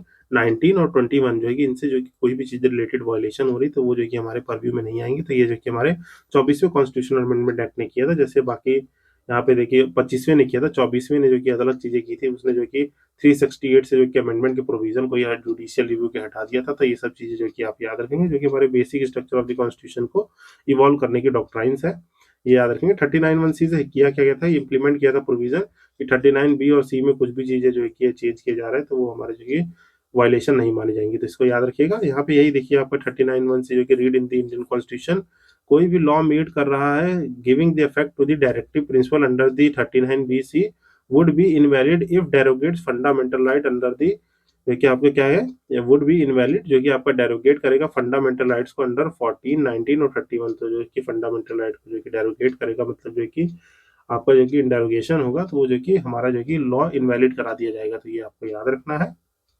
जो कि मैंने आपको शायद ब्रीफली जो कि समझाने की कोशिश की। बाकी अच्छे से एक्सप्लेनेशन के लिए kindly follow that basic structure video, जो कि कुछ शायद 15-16 मिनट की है, उसको जो कि प्लेलिस्ट से फॉलो करके जो कि इसको समझ सकते हैं। बाकी क्या है कि how do the fundamental right जो कि प्रिंसिपल जो कि work together in forming the law, ये जो कि in forming the basis of the legislation of the social जो कि वेलफेयर। बाकी क्या है कि मिनर्वा मिल्स और जो कि यूनियन ऑफ इंडिया 1980 के केस में क्या हुआ था, यहाँ पे जो कि सुप्रीम कोर्ट ने पार्ट 3 और पार्ट 4 को जो कि आपका जो कि बैलेंसिंग प्रोविजन दिया था, जो कि मैं ऊपर बता चुका हूँ। अभी करंट पोजीशन भी यही है कि दोनों ही बैलेंस व्यू में देखे जाएंगे, तो इसको जो कि आपको याद रखना है ये केस। बाकी जो कि आपका सुप्रीम कोर्ट ने जो कि डायरेक्टिव प्रिंसिपल जो कि according to subsidiary through the fundamental right, तो ये जो कि पहले का केस है, जो कि आपके चंपक द्वारायंजन केस में कहा था कि जो कि सब्सिडरी है आपके फंडामेंटल राइट से सुपीरियर नहीं है, तो ये याद रखना है। बाकी Golaknath versus state of Punjab 1967 के केस में क्या हुआ था, यहाँ पे सुप्रीम कोर्ट रूल की यहाँ पे fundamental right not be amended by the parliament even the implementation of the DPSP में, जो कि डायरेक्टिव प्रिंसिपल के इम्प्लीमेंटेशन करने के लिए भी आपका फंडामेंटल राइट अमेंड नहीं किया जाएगा। तो ये जो कि कहाँ पे मेंशन है, ये गोलकनाथ केस में हुआ था, जो कि आपके यहाँ पे गोलकनाथ केस में एक टाइम पे ये चीज हुई थी, तो ये आप याद रखेंगे। बाकी यार है कि difference between the fundamental right and DPSP है, तो यू मस्ट पॉज इट, और जो कि इसको जो कि स्टैटिक इन्फॉर्मेशन है, you can read it out. बाकी जो कि हम आगे बढ़ते हैं, जो कि डायरेक्टिव प्रिंसिपल के बाद फंडामेंटल ड्यूटीज, जो कि हमारे किसमें आर्टिकल 51A जो कि हमारा क्या है पार्ट 4A है, उसमें जो कि एडिड है, तो इसको जो कि पढ़ लेते हैं, जो कि किसने ऐड किया था, 42nd कॉन्स्टिट्यूशनल अमेंडमेंट एक्ट 1972 से जो है कि ये चीजें ऐड हुई हैं। तो यहाँ पे देखिए, सॉरी 1976 से ऐड हुआ है, 2 नहीं 1976 से ऐड हुआ है, जो कि हमारी किसने आपकी स्वर्ण सिंह कमेटी जो है कि स्वर्ण सिंह कमेटी बैठी थी, उससे जो है कि ऐड किया गया था। इसमें ओरिजिनली तो देखें तो आपकी जो है कि 10 फंडामेंटल ड्यूटीज थी, 11वीं फंडामेंटल ड्यूटी लेटर ऑन जो है कि ऐड की गई आपके 86वें कॉन्स्टिट्यूशनल अमेंडमेंट एक्ट 2002 से। तो ये सब बातें आप याद रखेंगे। बाकी आइए जो कि इसके बारे में जो कि फैक्ट्स पढ़ लेते हैं। तो यहाँ पे जो कि किस अमेंडमेंट एक्ट ने आपके कॉन्स्टिट्यूशन के एडिट किया फंडामेंटल ड्यूटीज, तो ये आपके 42nd कॉन्स्टिट्यूशनल अमेंडमेंट एक्ट 1976 ने जो कि ऐड किया था, तो इसको याद रखेंगे। कौन से 42nd कॉन्स्टिट्यूशनल अमेंडमेंट एक्ट 1976 ने ऐड किया था, कौन सी कमेटी थी, स्वर्ण सिंह कमेटी थी, इसको याद रखना है। फंडामेंटल ड्यूटीज जो है कि 42वें कॉन्स्टिट्यूशनल अमेंडमेंट एक्ट 1976 से स्वर्ण सिंह कमेटी के बेसिस पे। और अदर मेंबर कौन थे, तो ये याद रखेंगे, ए आर अनुतुल्या जी, यहाँ पे दिख लेता हूँ, ए आर अनु, ये जो कि अतुल्या अनतुल्या जी ये थे, A R Antulay ji. S S Ray थे आपके, और कौन थे यहाँ पे, हरिदेव हरिदेव जोशी, ये जो कि 3 अदर मेंबर्स थे, इनके नाम याद रखेंगे आप, जो कि कमेटी में ये लोग मेंबर थे। You must remember this, R A R Antulay, S Ray, Haridev Joshi, आपको याद रखना है। बाकी क्या कि पार्ट 4A में 51A में है, तो ये आप जान लीजिए, जो कि ओरिजिनली कितनी थी, 10 थी। 11वीं जो है कि बाद में ऐड की गई, किससे ऐड की गई, जो है कि आपके जो कि 86 कॉन्स्टिट्यूशनल अमेंडमेंट एक्ट 2002 जो कि एजुकेशन से रिलेटेड करती है। लिया कहाँ से गया है, ये जो कि आपके सोवियत संघ यूएसएसआर से जो है कि यहाँ पे ड्यूटीज ली गई हैं, तो ये याद रखना है। बाकी जो है कि inclusion of the fundamental duties जो है कि ब्रिंग करता है आर्टिकल ऑफ दी कौन से जो कि हमारा UDHR है, universal declaration of the human right, तो उसका जो है कि आर्टिकल 29(1)A, अपने कॉन्स्टिट्यूशन को नहीं समझना है इसको, जो है कि किसका, ये किसका कॉन्स्टिट्यूशन की बात हो रही है, आपके UDHR means universal declaration of human rights, इसमें जो है कि लिया गया है, तो ये आप याद रखेंगे। बाकी बात करना है लीगल प्रोविजन जो है कि related for the implementation of the हमारे जो कि इससे, तो यहाँ पे देखिए वर्मा कमेटी जो 1919 थी, उन्होंने जो कि इसको रिकमेंड किया था कि इसके जो कि लीगल प्रोविजन रहेंगे तब इसको इम्प्लीमेंट किया जाए। जैसे देखिए मैं जो है कि आपका जो है कि जैसे पहला जो कि फंडामेंटल ड्यूटी है कौन सा है, to abide the constitution and respect its ideal institution, जो कि आपको रिस्पेक्ट करना है। नेशनल फ्लैग हो गया, नेशनल एंथम हो गया, तो इसके लिए जो कि जैसे हमारा नेशनल फ्लैग कोड हो गया, ये जो कि हमारे जो कि कोई भी जो कि अदर एक्ट है, तो उससे जो कि हम इसको जो कि एनफोर्स करा सकते हैं। मीन जो कि ये भी क्या है, फंडामेंटल ड्यूटीज भी जो कि आपकी जो कि क्या है, तो इसको याद रखेंगे, फंडामेंटल ड्यूटीज भी हमारी नॉन जस्टिएबल है, नॉन जस्टिएबल और नॉन एनफोर्सेबल है। मीन जो कि non enforceable in the court of law है, इसको एनफोर्स करने के लिए आपको सर्टेन एक्ट और लॉ की जरूरत पड़ेगी। तो वही जो कि वर्मा कमेटी ने ये बताया था 1999 में कि ये जो कि आपकी जो कि सर्टेन लॉ वो की जरूरत पड़ेगी इसको इम्प्लीमेंट कराने की। बाकी जो कि prevention to the insult to the national honour act कब इनेक्ट हुआ था, 1971 में इनेक्ट किया गया था। बाकी जो कि national commission to review the working constitution committee, ये जो कि 2002 में यहाँ पे क्या directed the government of India कि इन्होंने क्या किया था, कि जो हमारी वर्मा कमेटी की रिपोर्ट में वर्मा कमेटी ने जो कि बताया है, सॉरी गाइस, तो यहाँ पे जो है कि यहाँ पे थोड़ा जो है कि लगातार बोलने से थोड़ा जो है कि थ्रोट वो हो जाता है, तो इसके लिए सॉरी। यहाँ पे जो है कि क्या है, यहाँ पे याद रखेंगे वर्मा कमेटी जो है कि आपको जो है कि नेशनल कमीशन जो कि वर्मा कमेटी के इम्प्लीमेंटेशन को जो कि नेशनल वर्किंग कमेटी थी जो हमारी कॉन्स्टिट्यूशन की 2002 में, उन्होंने कहा कि जो भी वर्मा कमेटी की रिपोर्ट्स है उनको जो कि इम्प्लीमेंट कराया जाए। बाकी यहाँ पे देखिए तो which provision was added by the 11 fundamental duties, तो यहाँ पे कि प्रोवाइडिंग एजुकेशन टू 6 से 14 साल के बच्चों के लिए जो है कि प्रोवाइडिंग कराना है। तो ये जो कि हमारे जो है कि 86वें कॉन्स्टिट्यूशनल अमेंडमेंट एक्ट 2002 के ने ऐड किया था। बाकी यहाँ पे प्रोटेक्ट करना है सॉवरेनिटी यूनिटी जो कि हमारे इंटीग्रिटी में, तो ये तो थर्ड प्लेस पे हमारी तीसरी फंडामेंटल ड्यूटीज है, तो इसको आप याद रखेंगे। बाकी इसको भी जो कि मैंने फंडामेंटल ड्यूटीज जो कि घटना चक्र वाले सीरीज में जो कि इसको जो कि समअप किया है, तो इसको जो कि आप यहाँ से देख सकते हैं, वो कि मैं अभी ब्रीफली आपको बता दूंगा।